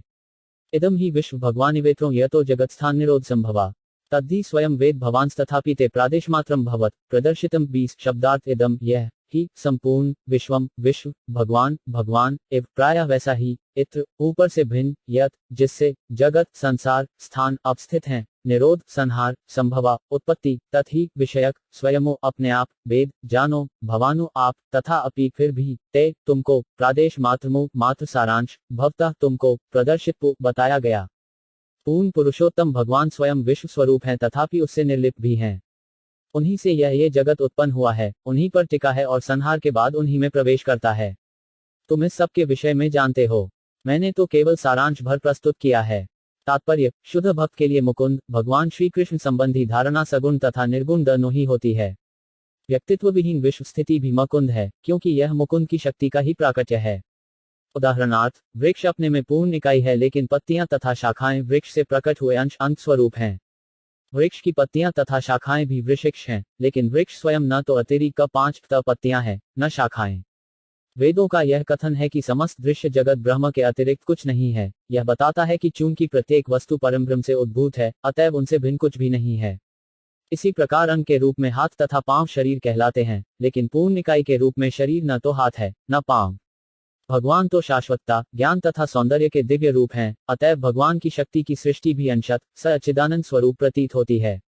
इसलिए बहिरंगा शक्ति, माया के प्रभाव से सारे बद्ध जीव भौतिक प्रकृति के बंधन में बंधे हुए हैं। वे इसे ही सब कुछ मान लेते हैं, कईयों की उन्हें आदि कारण भगव का कोई ज्ञान नहीं होता। न ही उन्हें इसका पता रहता है कि शरीर के अंगों को यदि संपूर्ण शरीर से विलग कर दिया जाए, तो हाथ या पांव वही हाथ पांव नहीं रह जाते जैसे कि वे शरीर से संयुक्त होने पर थे। इसी प्रकार ईश्वर विहीन सभ्यता, पूर्ण पुरुषोत्तम भगवान की दिव्य प्रेमाभक्ति से कटकर छिन्न हाथ या पांव की तरह होती है। ऐसे अंग हाथ तथा पांव जैसे भले ही लगें, लेकिन उनमें वह क्षमता नहीं रह जाती। भगवत भक्त श्री व्यासदेव इसे भली भांति जानते हैं। श्री नारद उन्हें आगे इस विचार को पल्लवित करने की सलाह देते हैं, जिससे बंधन में फंसे हुए बद्धजीव उनसे शिक्षा ग्रहण करके भगवान को आदि कारण के रूप में समझ सकें। वैदिक मत के अनुसार भगवान स्वभावत पूर्ण शक्तिमान हैं और इस प्रकार उनकी सर्वोपरि शक्तियां सदैव पूर्ण तथा उनसे अभिन्न होती हैं। आध्यात्मिक तथा भौतिक आकाश एवं इन दोनों की सामग्रियां भगवान की अंतरंगा तथा बहिरंगा शक्तियों का प्राकट्य हैं। बहिरंगा शक्ति अपेक्षतया निकृष्ट है और अंतरंगा शक्ति श्रेष्ठ है। श्रेष्ठ शक्ति परा जीवनी शक्ति है, अतएव यह पूर्ण रूप से अभिन्न है, लेकिन बहिरंगा शक्ति निष्क्रिय होने के कारण अंशतः अभिन्न है। किंतु ये दोनों ही शक्तियां न तो समस्त शक्तियों के जनक भगवान के समान हैं, न उनसे बढ़कर हैं। ऐसी शक्तियां सदैव उनके अधीन होती हैं। जिस प्रकार की विद्युत शक्ति, चाहे वह कितनी ही तेजोमय क्यों न हो, सदैव इंजीनियर के नियंत्रण में रहती है। मनुष्य तथा अन्य सभी प्राणी उन्हीं भगवान की अंतरंगा शक्तियों से उत्पन्न हैं। इस प्रकार जीव भी भगवान से अभिन्न है, किंतु वह कभी भी न तो भगवान के तुल्य है और न उनसे श्रेष्ठ भगवान तथा सारे जब व्यष्टि व्यक्ति हैं। भौतिक शक्तियों के द्वारा जीव भी कुछ न कुछ सृजन करते रहते हैं, किंतु उनकी कोई भी सृष्टि न तो भगवान की सृष्टियों के समान होती है, न उनसे बढ़कर। मनुष्य एक छोटा सा खिलौना जैसा स्पुतनिक बनाकर बाह्य आकाश में प्रक्षेपित कर सकता है, किंतु इसका अर्थ यह नहीं होता है कि वह पृथ्वी या चंद्रमा जैसा ग्रह बनाकर भगवान की भांति उसे वायु में तैरा सकता है। अल्पज्ञ लोग अपने को भगवान के समान बताते हैं, लेकिन वे कभी भी भगवान के तुल्य नहीं हो सकते हैं और न कभी होंगे। मनुष्य पूर्ण सिद्धि प्राप्त करने के बाद भगवान के गुणों का एक बहुत बड़ा प्रतिशत 78% प्राप्त कर सकता है, तो भी भगवान से आगे बढ़ पाना या उनके तुल्य हो पाना असंभव है। केवल रुग्ण दशा में ही मूर्ख व्यक्ति भगवान से एक होने का दावा करता है और इस तरह वह माया द्वारा भ्रमित होता रहता है। अतः भ्रमित जीव को भगवान की श्रेष्ठता स्वीकार करनी चाहिए और उनकी प्रेममय सेवा करने के लिए तैयार रहना चाहे। जीवों की उत्पत्ति ही इसीलिए हुई है। इसके बिना विश्व में किसी प्रकार की शांति या सौहार्द नहीं आ सकता। श्री नारद श्री व्यासदेव को भागवत में इस विचार को विस्तार देने का उपदेश देते हैं। भगवद गीता में भी इसी विचार की व्याख्या की गई है कि भगवान के चरण कमलों में पूर्ण रूप से समर्पित हो जाओ। पूर्ण मानव का यही एकमात्र कार्य है। तवमात्मनात्मान मवह्यमोघः परस्य पुंस परमात्मन कलाम अजम प्रजात जगत शिवाय त नमहानुभावाभ्युदयोधिगण्यताम 21 शब्दार्थ त्वमु तुम आत्मना अपने आप से आत्मानम भगवान को अवेही ढूंढो अमीद हक पूर्ण दृष्टि वाला परस्त अध्यात्म का पुंस भगवान परमात्मना परमात्मा का कलामो अंश अजम अजन्मा प्रजातमु जन्म लिया गया जगता संसार के शिवाय कल्याण के लिए तत् उस महाअनुभाव प्र पुरुषोत्तम भगवान श्री कृष्ण की अभ्युदया लीलाएं अधिगण्यताम विस्तार से बताओ। तुम में पूर्ण दृष्टि है, तुम पूर्ण पुरुषोत्तम भगवान को जान सकते हो, क्योंकि तुम भगवान के अंश के रूप में विद्यमान हो। यद्यपि तुम अजन्मा हो, लेकिन समस्त लोगों के कल्याण हेतु इस पृथ्वी पर प्रकट हुए हो। अतः भगवान श्री कृष्ण की लीलाओं का अधिक विस्तार से वर्णन करो। तात्पर्य, श्री व्यासदेव भगवान श्री कृष्ण के शक्त्यावेश अवतार हैं। वे भौतिक जगत के पतित जीवों के उद्धार हेतु अपनी अहतुकी कृपावश अवतरित हुए। पतित तथा विस्मृत जीव भगवान की दिव्य प्रेममयी सेवा से विच्छिन्न रहते हैं। सारे जीव भगवान के अंश हैं और उनके सनातन सेवक हैं। अतएव सारा वैदिक साहित्य इन्हीं पतित जीवों के लाभ हेतु क्रमबद्ध किया गया है। पतित जीवों का यह कर्तव्य है कि ऐसे साहित्य का लाभ उठाएं और भव बंधन से अपने को मुक्त करें। यद्यपि श्री नारद ऋषि श्री व्यासदेव के औपचारिक गुरु हैं, लेकिन श्री व्यासदेव गुरु पर निर्भर नहीं हैं, क्योंकि वे मूल रूप से अन्य सबों के गुरु हैं। चूंकि वे आचार्य का कार्य कर रहे हैं, अतः उन्होंने अपने आचरण से लोगों को यह प्रदर्शित किया है कि मनुष्य को गुरु बनाना चाहिए, भले ही वह साक्षात ईश्वर ही क्यों न हो। भगवान श्री कृष्ण, भगवान श्री राम तथा भगवान श्री चैतन्य महाप्रभु सभी ने परमेश्वर के अवतार होते हुए भी औपचारिक गुरु स्वीकार किए, यद्यपि अपने दिव्य स्वभाव के कारण वे समस्त ज्ञान के आगार थे। सामान्य जनता को भगवान श्री कृष्ण के चरणाकमलों का दिशा निर्देश करने के लिए वे स्वयं व्यासदेव के अवतार के रूप में भगवान की दिव्य लीलाओं का उद्घाटन कर रहे हैं। इदम ही पुंसस्तपस श्रुत्स्य वास्विष्टिस्त सूक्तस्य च बुद्धिदित्यो अभिच्युतो तीन रथ कविभिनिरूपितों यदुत्मश्लोक गुणानुवर्णनम 22 शब्दार्थ इदम यह ही निश्चय ही पुंस प्रत्येक व्यक्ति का तपस्या के द्वारा श्रुत्स्य वेदों के अध्ययन से वा अथवा स्विष्टिस्त यज्ञ का सूक्तस्थ आध्यात्मिक शिक्षा का च तथा बुद्धि ज्ञान का अनुशीलन दत्यो दान अविच्युता अचूक अर्थ प्रयोजन कविशी मान्य विद्वान द्वारा निरूपिता निष्कर्ष रूप में प्राप्त किया गया वर्णित यथ जी उत्तमैलिक भगवान जिनका वर्णन चुने हुए एलोकों पद्म से किया जाता है गुण अनुवर्णनम दिव्य गुणों का वर्णन विद्वान मंडली ने यह स्पष्ट निष्कर्ष निकाला है कि तपस्या वेदाध्ययन यज्ञ दान तथा स्तुति जप का अचूक प्रयोजन उद्देश्य उत्तमैलोक भगवान की दिव्य लीलाओं के वर्णन में जाकर समाप्त होता है। तात्पर्य मनुष्य के मस्तिष्क का विकास कला विज्ञान दर्शन भौतिकी रसायन मनोविज्ञान अर्थशास्त्र राजनीति आदि के ज्ञान को उन्नति के लिए हुआ है। ऐसे ज्ञान के अनुशीलन द्वारा मानव समाज को जीवन की पूर्णता प्राप्त हो सकती है। जीवन को इस पूर्णता का अंत परम पुरुष विष्णु की प्राप्ति में होता है। अतः श्रुति का निर्देश है कि जो वास्तविक रूप में ज्ञान में बढ़े चढ़े हैं उन्हें भगवान विष्णु की सेवा की आकांक्षा करनी चाहिए। दुर्भाग्यवश जो लोग कृष्ण याया के बाह्य सौंदर्य से मुग्ध हो गए हैं वे यह नहीं समझ पाते हैं कि पूर्णता या आत्मा साक्षात्कार की चरम परिणति विष्णु पर निर्भर करती है। विष्णु माया का अर्थ है इंद्रिय भोग जो क्षणिक तथा दुखमय है। जो लोग विष्णु माया के चंगुल में फंसे हुए हैं वे ज्ञान की उन्नति का उपयोग इंद्रिय भोग के लिए करते हैं। श्री नारद मुनि ने बताया है कि विराट ब्रह्मांड की सारी सामग्री साज समान भगवान को विभिन्न शक्तियों का प्राकट्य मात्र है, क्योंकि उन्होंने अपनी अकल्पनीय शक्ति के द्वारा सृजित जगत की क्रियाओं प्रतिक्रियाओं को गति प्रदान की है। वे उन्हीं की शक्ति से उद्भूत हैं, उनकी शक्ति पर आधारित हैं और प्रलय के बाद उन्हीं में लीन हो जाती हैं। अतएव उनसे भिन्न कुछ भी नहीं है, किंतु साथ ही वे सदैव उनसे भिन्न रहते हैं। जब ज्ञान की उन्नति का सदुपयोग भगवान की सेवा के लिए किया जाता है तो सारी प्रक्रिया परिपूर्ण बन जाती है। भगवान तथा उनका दिव्य नाम यश महिमा इत्यादि सभी कुछ उनसे अभिन्न है। अतएव समस्त मुनियों तथा भगवत भक्तों ने संस्तुति की है कि कला विज्ञान दर्शन भौतिकी रसायन मनोविज्ञान तथा ज्ञान की अन्य शाखाओं का उपयोग पूर्ण रूप से तथा एकांतिक भाव में भगवान की सेवा के लिए किया जाए। कला साहित्य पद्य चित्रकला आदि का उपयोग भगवान के यशोगान में किया जा सकता है। उपन्यासकार कवि तथा विख्यात साहित्यकार सामान्य रूप से कामुक विषयों के लेखन में लगे रहते हैं, किंतु यदि वे भगवान की सेवा में लग जाएं तो वे भगवान की दिव्य लीलाओं का वर्णन कर सकते हैं। वाल्मीकि एक महान कवि थे और उसी प्रकार व्यासदेव एक महान लेखक हैं और ये दोनों ही भगवान की लीलाओं का उद्घाटन करने में लगे रहे और इसी कारण वे अमर हो गए हैं। इसी प्रकार विज्ञान तथा दर्शन का उपयोग भी भगवान को सेवा के लिए किया जाना चाहिए। इंद्रिय तृप्ति के लिए कोरे सिद्धांत प्रस्तुत करते रहने से कोई लाभ नहीं है। दर्शन तथा विज्ञान को भगवान की महिमा को प्रस्थापित करने में प्रयुक्त किया जाना चाहिए। सामान्यतः लोग विज्ञान के माध्यम से परम सत्य को जानने के लिए उत्सुक होते हैं। अतएव महान वैज्ञानिक का यह कर्तव्य है कि वैज्ञानिक आधार पर भगवान के अस्तित्व को सिद्ध करने के लिए प्रयास करे। इसी प्रकार दार्शनिक चिंतनों का उपयोग परम सत्य को संवेदना युक्त तथा सर्वशक्तिमान के रूप में स्थापित करने में किया जाना चाहिए। इसी प्रकार से ज्ञान की अन्य समस्त शाखाओं का उपयोग सदा भगवान को सेवा के लिए किया जाना चाहिए। भगवद गीता में भी इसकी पुष्टि को गई है। वह सारा ज्ञान अज्ञान के अतिरिक्त छह अतिरिक्त कुछ नहीं है यदि उसे भगवान की सेवा में न लगाया जाए। उन्नत ज्ञान का वास्तविक सदुपयोग भगवान की महिमा को स्थापित करना है और यही वास्तविक लक्ष्य है। भगवान की सेवा में लगा हुआ सारा वैज्ञानिक ज्ञान तथा इसी प्रकार के सारे कार्यकलाप वास्तव में हरि कीर्तन अर्थात भगवान को महिमा का गायन। अहम पुरातीत भवे 5 भव मुने दास्यास्तु कस्याश्न वेद्वायनाम निरूपितो बालक एव योगिना शुश्रूषणे प्रावृषि निर्विविक्षताम 23 शब्दार्थ है हम 7 पुरा प्राचीन काल में पहले अतीत भवे पूर्व कल्प में अभवप हो गया मुने हे मुनि दास्या दासी का तू लेकिन कस्याश्न किसी वेदवादी नामो वेदांत के अनुयायियों का निरूपित लगा हुआ बाल का छीटा नौकर एव केवल योगी नामो भक्तों की शुश्रूषणे सेवा में प्रायुषी वर्षा ऋतु के 4 मासों में निर्विविष्टाम साथ रहते हुए हे मुनि पिछले कल्प में मैं किसी दासी के पुत्र रूप में उत्पन्न हुआ जो वेदांत सिद्धांतों के अनुयायी ब्राह्मणों की सेवा करती थी। जब वे लोग वर्षा ऋतु के चातुर्मास में साथ साथ रहते थे तो मैं उनकी सेवा टहल व्यक्तिगत सेवा किया करता था। तात्पर्य श्री नारद मुनि ने यहाँ पर भगवान की भक्ति सिक्त वातावरण की अद्भुतता का संक्षिप्त वर्णन किया है। वे एक अत्यंत महत्वहीन माता पिता की संतान थे। उनकी शिक्षा ठीक से नहीं हुई थी, तो भी उनकी समस्त शक्ति भगवान की सेवा में संलग्न रहने के कारण वे अमर मुनि बन गए। ऐसी होती है भक्तिमय सेवा को शक्ति। सारे जीवात्मा भगवान को तत्स्था शक्ति हैं, अतएव उनकी सार्थकता भगवान की दिव्य प्रेमाभक्ति करने में है। जब ऐसा नहीं हो पाता तो मनुष्य की वह स्थिति माया कहलाती है। अतएव ज्यों ही मनुष्य अपनी पूरी शक्ति को इंद्रिय भोग में न लगाकर भगवान की सेवा में लगाता है, तो माया का सारा भ्रम दूर हो जाता है।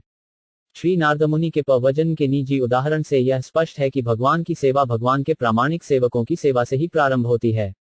भगवान कहते हैं कि मेरे दासों की सेवा मेरी निजी सेवा से बढ़कर है। भक्त की सेवा भगवान को सेवा से अधिक मूल्यवान है। अतएव मनुष्य को चाहिए कि भगवान की सेवा में निरंतर रत रहने वाले भगवान के किसी प्रामाणिक सेवक को चुने, उसे अपना गुरु बनाए और उस गुरु की सेवा में अपने को लगाए। ऐसा गुरु एक पारदर्शी माध्यम है, जिससे उन भगवान का दर्शन किया जा सकता है जो भौतिक इंद्रियों के बोध से परे हैं। प्रामाणिक गुरु की सेवा के अनुपात से ही भगवान उसे अपनी अनुभूति कराते हैं। भगवान की सेवा में मानव शक्ति का सदुपयोग मुक्ति का प्रगतिशील पथ है। प्रामाणिक गुरु के मार्गदर्शन में भगवान की सेवा करने पर सर्वविर्त सृष्टि तुरंत भगवान से अभिन्न बन जाती है। सक्षम गुरु को वह कला ज्ञात रहती है जिससे प्रत्येक वस्तु का उपयोग भगवान के यशोगान के लिए किया जा सकता है। अतः उनके मार्गदर्शन से भगवान के सेवक की दिव्य कृपा से सारे जगत को वैकुंठ धाम में परिणत किया जा सकता है। ते मयपेटा खिलचापले 3 भके दांते 3 धृतक्रीडन के 5 नुवर्तिनी चक्र कृपान यद्यपि तुल्यदर्शना शुशुषमाने मुनयोद्भाषिणी 24 शब्दार्थ ते वे मयि मुझ में अपेत न भोग कर अखिल सभी प्रकार की चापले रुचियां अर्भ के बालक में दांते इंद्रियों को वश में करके अद्भुत क्रीडन के खेल कूद की आदतों में अभ्यस्त न होकर अनुवर्तिनी आज्ञाकारी चकु प्रदान किया। कृपाम अहेतु की कृपा यद्यपि तुल्य दर्शना स्वभाव से निष्पक्ष शुभ्रुषमाणे श्रद्धावान के प्रति मुंथा वेदांत के अनुयायी पुण्यगण अल्पभाषिणी मितभाषी कम बोलने वाले यद्यपि वे स्वभाव से निष्पक्ष थे, किंतु उन वेदांत के अनुयायियों ने मुझ पर अहेतु की कृपा की। जहां तक मेरी बात थी, मैं इंद्रियजित था और बालक होने पर भी खेलकूद से अनासक्त था। साथ ही मैं चपल न था और कभी भी जरूरत से ज्यादा बोलता नहीं था, मितभाषी था। तात्पर्य, भगवद गीता में भगवान कहते हैं, सारे वेद मेरी खोज कर रहे हैं। भगवान श्री चैतन्य का कहना है कि वेदों के केवल 3 विषय हैं, भगवान के साथ जीवों का संबंध स्थापित करना, भक्ति कर्म करना तथा इस प्रकार से भगवत धाम जाने का परम उद्देश्य प्राप्त करना। इस तरह इन वेदांतवादियों से भगवान के शुद्ध भक्त के संकेत मिलते हैं। ऐसे केकधंतवादी या भक्ति वेदांत भक्ति के दिव्य ज्ञान का वितरण निष्पक्ष भाव से करते हैं। उनके लिए न कोई मित्र है और न कोई शत्रु, न कोई शिक्षित है और न अशिक्षित, न कोई विशेष रूप से अनुकूल है और न कोई प्रतिकूल। भक्तिवेद्यंतीजन यह देखते हैं कि लोग सामान्य रूप से झूठी कामोद्दीपक वस्तुओं में अपना समय गंवाते हैं। उनका कार्य है अज्ञानी जनता के भगवान के साथ भूले हुए संबंध को पुनः स्थापित कराना। ऐसे प्रयास से विस्मृत जीव को भी आध्यात्मिक जीवन का बोध हो जाता है और इस प्रकार भक्तिवेदांतों द्वारा प्रेरित सामान्य लोग धीरे धीरे दिव्य अनुभूति के पथ पर अग्रसर होने लगते हैं। इस प्रकार वेदांतवादियों ने उस बालक को इंद्रियजित बनने के पूर्व ही दीक्षित कर लिया था और वह बचपन के खेलकूद से विरक्त हो गया था। किंतु दीक्षा के पूर्व वह बालक अत्यधिक अनुशासित हो चुका था, क्योंकि इस मार्ग पर चलने वाले के लिए यह अत्यंत आवश्यक है।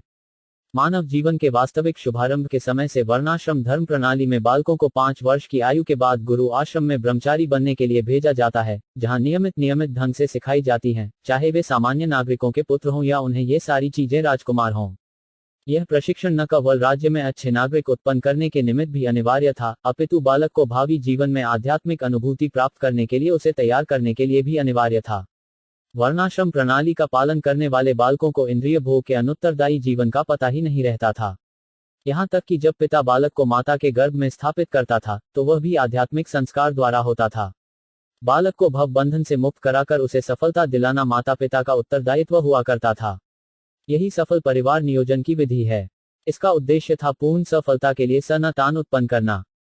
इंद्रियजित हुए बिना, अनुशासित हुए बिना तथा पूर्ण रूप से आज्ञाकारी हुए बिना कोई भी व्यक्ति गुरु के उपदेशों का पालन करने में सफल नहीं हो सकता, और ऐसा किए बिना कोई भी व्यक्ति भगवान के धाम को प्राप्त नहीं कर सकता। उच्छिष्टलपानुमोदितों द्विजय सकृत बुझे तत्पास्तक विष एवं प्रवृत्स्य विशुद्ध चेतस्तद्धर्मेवात्मरुचि प्रजायते 25 शब्दार्थ उच्छिष्ट लेपानु जूठन अनुमोदित अनुमति से द्विजय वेदांती ब्राह्मणों द्वारा सकृत एक बार स्म था बुझने ग्रहण किया ततो उस कार्य से अपास्त नष्ट हो गए किलबिश सारे पाप एवं इस प्रकार प्रवृत्तस्थ लगे हुए विशुद्ध चेत से शुद्ध चित बाले का तत् बह विशेष धर्म स्थभाव एव निश्चय ही आत्म रूक्षी दिव्य आकर्षण प्रजायते प्रकट हुआ। उनकी अनुमति से मैं केवल एक बार उनकी जूठन खाता था और ऐसा करने से मेरे सारे पाप तुरंत ही नष्ट हो गए। इस प्रकार सेवा में लगे रहने से मेरा हृदय शुद्ध हो गया और तब वेदांतियों का स्वभाव मेरे लिए अत्यंत आकर्षक बन गया।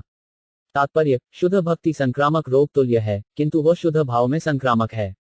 शुद्ध भक्त समस्त प्रकार के पापों से निर्मल हो जाता है। भगवान विशुद्धतम सत्ता है और जब तक कोई भौतिक गुणों की सकारात्मकता के द्वारा उन्हीं के समान शुद्ध न हो ले, तब तक वह भगवान का शुद्ध भक्त नहीं बन सकता। जैसा कि पहले कहा जा चुका है, भक्तिवेदांत शुद्ध भक्त थे और यह बालक उनकी संगति से तथा एक बार उनका जूठन खाने से उनके गुणों से अभिभूत हो गया। ऐसी जूठन शुद्ध भक्तों की अनुमति के बिना भी ग्रहण की जा सकती है, लेकिन कभी कभी छठडम भक्त भी होते हैं, अतः उनसे अत्यंत सावधान रहने की आवश्यकता है। ऐसी अनेक बातें हैं जो भक्ति करने में बाधक होती हैं, किंतु शुद्ध भक्तों को संगति से ऐसे सारे अवरोध दूर हो जाते हैं। नवदीक्षित भक्त शुद्ध भक्त के दिव्य गुणों से लगभग पूरित हो जाता है, जिसका अर्थ है भगवान के नाम, यश, गुण, लीला आदि के प्रति आकर्षण। शुद्ध भक्त के गुणों की संक्रामकता का अर्थ है भगवान की दिव्य लीलाओं के प्रति शरद भक्ति की रुचि उत्पन्न करना। इस दिव्य रुचि के आगे सारी भौतिक वस्तुओं के प्रति कुरुचि उत्पन्न हो जाती है। अतः शुद्ध भक्त कभी भी भौतिक क्रियाकलापों के प्रति आकर्षित न होता। भक्ति के पथ के सारे अवरोधों या समस्त पापों के दूर होने पर ही मनुष्य ईश्वर के प्रति आसक्त हो सकता है, उसमें हरता आ सकती है, उसमें पूर्ण रुचि ओपन हो सकती है, उसमें दिव्य अनुभूतियां आ सकती हैं और अंत में वह भगवान की प्रेममय विकसित सेवा के धरातल पर स्थित हो सकता है। ये सारी अवस्थाएं शुद्ध भक्तों की संगति से ही विकसित होती हैं और यही इस श्लोक का तात्पर्य है। तत्रोन्व कृष्ण कथा प्रगायता मनुगृणा शुण्व मनोहरा ता श्रद्धया मेदिनुग्धन विश्वन्वत प्रियश्रवस्यर ममाभवत गुचि। 26 शब्दार्थ ततब वहां अनु प्रतिदिन अहम -7 कृष्ण कथा कृष्ण के कार्यकलापों का वर्णन प्रगायतम गायन करते हुए अनुग्रहण अहेतु की कृपावश अश्वुनबम सुनहतुए मनाहरा आकर्षक ताह वे आराधया आदरपूर्वक मैं मेरा अनुपद्म प्रत्येक पद पर विधुवता ध्यान से सुनते हुए प्रियव्रवसी भगवान का अजू हे व्यासदेव मम मेरा अभवत ऐसी बन गई रुचि प्रवृत्ति है व्यासदेव उस संगति में तथा उन महान वेदांतियों की कृपा से मैं उनके द्वारा भगवान कृष्ण की मनोहर लीलाओं का वर्णन सुन सका और इस प्रकार ध्यानपूर्वक सुनते रहने से भगवान के विषय में प्रतिक्षण अधिकाधिक सुनने के प्रति मेरी रुचि बढ़ती ही गई। तात्पर्य, परम पुरुष भगवान श्री कृष्ण न केवल अपने व्यक्तिगत लक्षणों के कारण आकर्षक हैं, अपितु अपने दिव्य कार्यकलापों के कारण भी हैं। इसका कारण यह है कि वे परम पुरुष अपने नाम, यश, रूप, लीलाओं, पार्षदों, साज सामग्री इत्यादि के कारण निरपेक्ष अवस्था में हैं। भगवान अपनी अहेतु की कृपावश इस भौतिक जगत में अवतरित होते हैं और मनुष्य रूप में अपनी विविध दिव्य लीलाओं का प्रदर्शन करते हैं, जिससे सब मनुष्य उनके प्रति आकृष्ट होकर भगवत धाम वापस जा सकें। मनुष्य स्वभाव से लौकिक कार्यकल्प करने वाले विभिन्न पुरुषों के इतिहास तथा उनकी कथाएं सुनने का इच्छुक रहता है, किंतु उसे इसका ज्ञान नहीं रहता कि ऐसी संगति मात्र समय का अपव्यय है और इससे वह प्रकृति के तनों गुणों से आसक्त हो जाता है। समय गंवाने की अपेक्षा भगवान की दिव्य लीलाओं के प्रति ध्यान देने से उसे आध्यात्मिक लाभ हो सकता है। भगवान की लीलाओं की कथा सुनने से उसे भगवान का प्रत्यक्ष सान्निध्य प्राप्त होता है और जैसा कि पहले कहा जा चुका है, भगवान के विषय में श्रवण करने से अंतःकरण के सारे पाप धुल जाते हैं। इस प्रकार से पापों के धुल जाने पर श्रोता धीरे धीरे सांसारिक संगति से मुक्त होकर निजी भगवान स्वरूप के प्रति आकृष्ट होता है। नारद मुनि ने अपने निजी अनुभव के आधार पर ही इसकी व्याख्या को है। कहने का आशय यह है कि भगवान की लीलाओं के श्रवण मात्र से मनुष्य भगवान का पार्षद बन सकता है। नारद मुनि का जीवन शाश्वत है, उनका ज्ञान असीम तथा आनंद अगाध है और वे बिना किसी बाधा के भौतिक तथा आध्यात्मिक जगतों में विचरण कर सकते हैं। मनुष्य सही व्यक्ति से भगवान की दिव्य लीलाओं का श्रवण करके ही जीवन की परम पूर्णता प्राप्त कर सकता है, जिस प्रकार श्री नारद ने अपने पूर्वजन में शुद्ध भक्तों भक्तिवेदांतों से सुनकर प्राप्त को। भक्तों को संगति में रहकर श्रवण करने की यह विधि इस कलह प्रधान कली युग के लिए विशेष रूप से संस्तुत की गई है।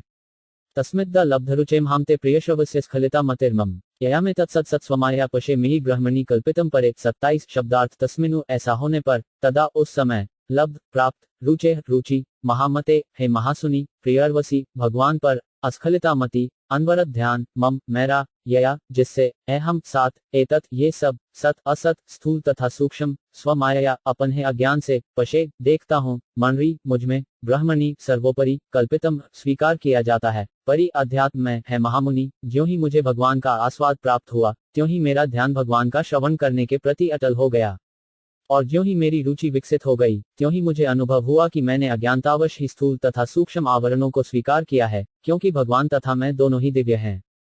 तात्पर्य, भौतिक जगत में अज्ञानत की तुलना अंधकार से की जाती है और समस्त वैदिक साहित्य में भगवान की तुलना सूर्य से की गई है। जहाँ कहीं प्रकाश होता है वहाँ अंधकार नहीं रह पाता। भगवान को लीलाओं का श्रवण स्वयं ही भगवान की दिव्य संगति है, क्योंकि भगवान तथा उनकी लीलाओं में कोई अंतर नहीं होता। परम प्रकाश की संगति प्राप्त करने का अर्थ होगा सारे अज्ञान को भगाना। केवल अज्ञानवश ही बद्ध जीव झूठे ही यह सोचता है कि वह तथा भगवान दोनों ही भौतिक प्रकृति से उत्पन्न हैं। लेकिन वास्तव में भगवान तथा जीव दोनों दिव्य हैं और उन्हें भौतिक प्रकृति से कुछ लेना देना नहीं होता। जब अज्ञान दूर हो जाता है और यह अनुभव किया जाता है कि भगवान के बिना किसी भी चीज का अस्तित्व नहीं है, तब अविद्या हट जाती है। चूंकि स्थूल तथा सूक्ष्म शरीर भगवान से ही उद्भूत हैं, अतएव प्रकाश का ज्ञान होते ही इन दोनों शरीरों को भगवान की सेवा में प्रवृत्त किया जा सकता है। स्थूल शरीर को भगवान की सेवा करने में, यथा जल लाने, मंदिर बुहारने या नमस्कार करने आदि में लगाना चाहिए।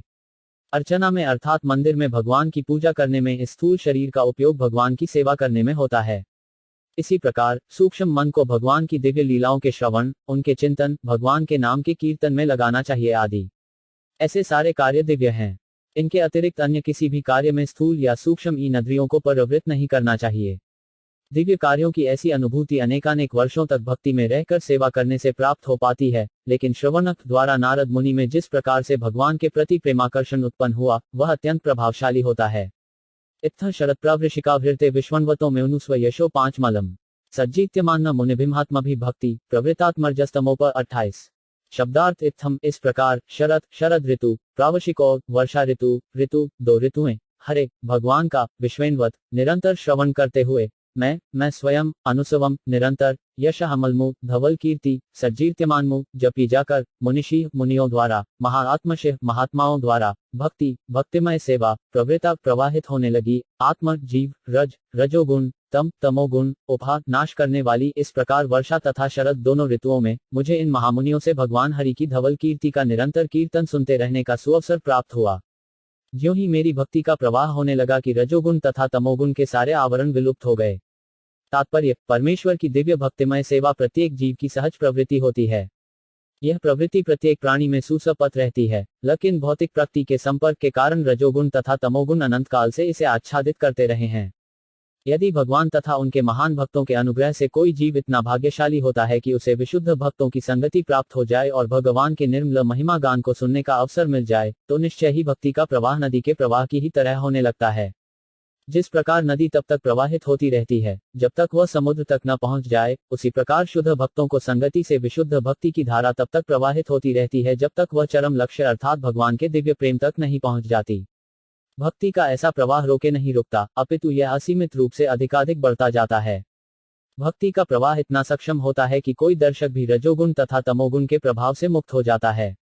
इस प्रकार प्रकृति के ये दोनों गुण दूर हो जाते हैं और जीव अपनी मूल स्थिति को प्राप्त करके मुक्त हो जाता है।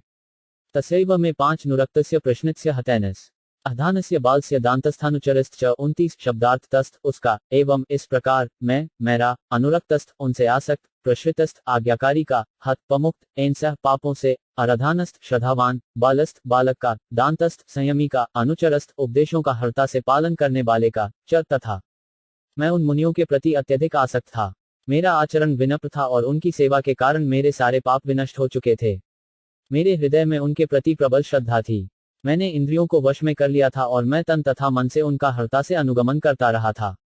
तात्पर्य, शुद्ध भक्त के पद तक का उन्नत होने के इच्छुक व्यक्ति के लिए यही आवश्यक योग्यताएं हैं। ऐसे व्यक्ति को सदैव शुद्ध भक्तों के सानिध्य की खोज करनी चाहिए। उसे छद्य भक्त से गुमराह नहीं हो जाना चाहिए। स्वयं उसे भी शुद्ध भक्त से उपदेश ग्रहण करने के लिए सरल तथा विनम्र होना चाहिए। शुद्ध भक्त पूर्ण रूप से भगवान की शरण में रहता है। वह भगवान को ही परम स्वामी तथा अन्यों को उनके सेवक रूप में जानता है। केवल शुद्ध भक्तों की संगति से ही लौकिक संगति से संचित होने वाले समग्र पापों से छूटा जा सकता है। नवदीक्षित भक्त को शुद्ध भक्त की श्रद्धापूर्वक सेवा करनी चाहिए। उसे अत्यंत आज्ञाकारी होना चाहिए और उपदेशों का हृदयपूर्वक पालन करना चाहिए। ये लक्षण हैं उस भक्त के जो इसी जीवन में सफलता प्राप्त करने के लिए प्रतिज्ञ है। ज्ञान न गुहमतमन यत साक्षात भन्वतोदितम गमिष्यंत कृपया दीनवत्सला 30 शब्दार्थ ज्ञानमृत ज्ञान गुहातमम गोपनीय यत जो है तत् उस साक्षात प्रत्यक्ष भगवता उदितम स्वयं भगवान द्वारा प्रतिपादित अनविचन उपदेश दिया गमिष्यंत, जाते समय, कृपया, अहेतु की कृपा से, दीन वत्सला, जो दीनों के प्रति अत्यंत दयालु हैं, दीन जनों पर अत्यंत दयालु, उन भक्ति वेदांतों ने जाते समय मुझे उस गुहातम विषय का उपदेश, जिसका उपदेश स्वयं भगवान देते हैं। तात्पर्य, विशुद्ध वेदांती या भक्ति वेदांत अपने अनुयायियों को स्वयं भगवान के उपदेशों के मुताबिक ही उपदेश देता है। भगवान ने भगवद गीता में तथा अन्य सारे शास्त्रों में निश्चित रूप से यह उपदेश दिया है कि लोग उन्हीं का अनुगमन करें। भगवान प्रत्येक वस्तु के सृष्टा, पालक तथा संहारक हैं। सारा दृश्य जगत उनकी इच्छा के बल पर अवस्थित है और जब उनकी इच्छा से सारा खेल समाप्त हो जाता है, तब वे अपनी सारी साज सामग्री समेत अपने दिव्य धाम में बने रहते हैं। सृष्टि के पूर्व वे अपने इसी दिव्य धाम में थे और प्रलय के बाद भी वहीं बने ही रहेंगे। अतएव वे सूजित प्राणियों में से एक नहीं हैं, वे दिव्य हैं। भगवद गीता में भगवान कहते हैं कि अर्जुन को दिए गए उपदेश के भी बहुत पहले उन्होंने यही उपदेश सूर्यदेव को दिया था। चूंकि बीच में यह श्रृंखला टूट गई थी और यह उपदेश गलत तरीके से उपयोग में लाया जाने लगा था, अतः वही उपदेश अर्जुन को फिर से दिया गया, क्योंकि वह उनका परम भक्त एवं मित्र था। अतएव भगवान अतिरिक्त दो का उपदेश भक्तों के अतिरिक्त अन्य कोई नहीं समझ सकता। भगवान के दिव्य रूप का कोई निरक्षय व शेषवादी चार अनुमान न होने के कारण निर्विशेषवादी भगवान इस गुह्यतम संदेश को नहीं समझ पाते। यहाँ पर ग शब्द अत्यंत महत्वपूर्ण है, क्योंकि भक्ति का ज्ञान निर्गुण ब्रह्म के ज्ञान से बढ़कर है। ज्ञानम का अर्थ होता है सामान्य ज्ञान या ज्ञान की कोई शाखा। यही ज्ञान विकसित होते हुए निर्गुण ब्रह्म के ज्ञान तक पहुंच जाता है। इसके ऊपर जब इसमें कुछ कुछ भक्ति मिल जाती है, तो यह परमात्मा का ज्ञान या सर्वव्यापी भगवान का ज्ञान बन जाता है। यह अत्यंत गुह्य है, किंतु यदि यह ज्ञान शुद्ध भक्तिमय सेवा में परिणत हो जाता है और दिव्य ज्ञान का गुह्य अंश प्राप्त हो जाता है, तो यह गुह्यतम ज्ञान कहलाता है। भगवान ब्रह्मा, अर्जुन, उद्धव इत्यादि को यह गुह्यतम ज्ञान प्रदान किया। येन हम भगवतो वासुदेवस्य वेधस मानुभावम विदम येन गच्छन्ति तत्पदम 31 शब्दार्थ येन, जिससे एव निश्चय ही अहम -7 भगवत, भगवान का, वासुदेवस्त, भगवान श्री कृष्ण का, वेद से परम स्त्रशा का, माया शक्ति, अनुभवम प्रभाव, अविद्म सरलता से समझा गया, यही जिससे गच्छन्ति जाते हैं, ततुपदम भगवान के चरण कमलों में। उस गुहा ज्ञान से मैं संपूर्ण पदार्थों के सृष्टा, पालक तथा संहार करता भगवान श्री कृष्ण की शक्ति के प्रभाव को ठीक ठीक समझ सका। उसे जान लेने पर कोई भी मनुष्य उनके पास लौटकर उनसे साक्षात भेंट कर सकता है।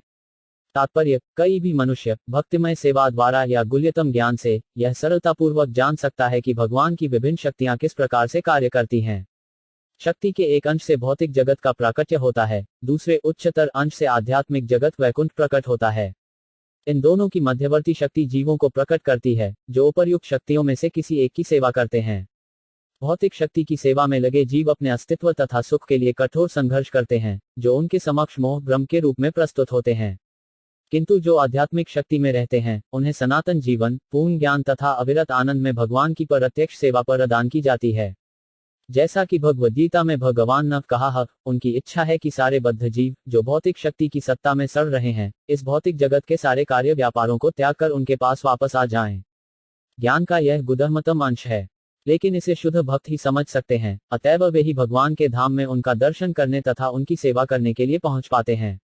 इसका ज्वलंत उदाहरण स्वयं नारद जी हैं, जिन्हें शाश्वत ज्ञान तथा शाश्वत आनंद की यह अवस्था प्राप्त हुई।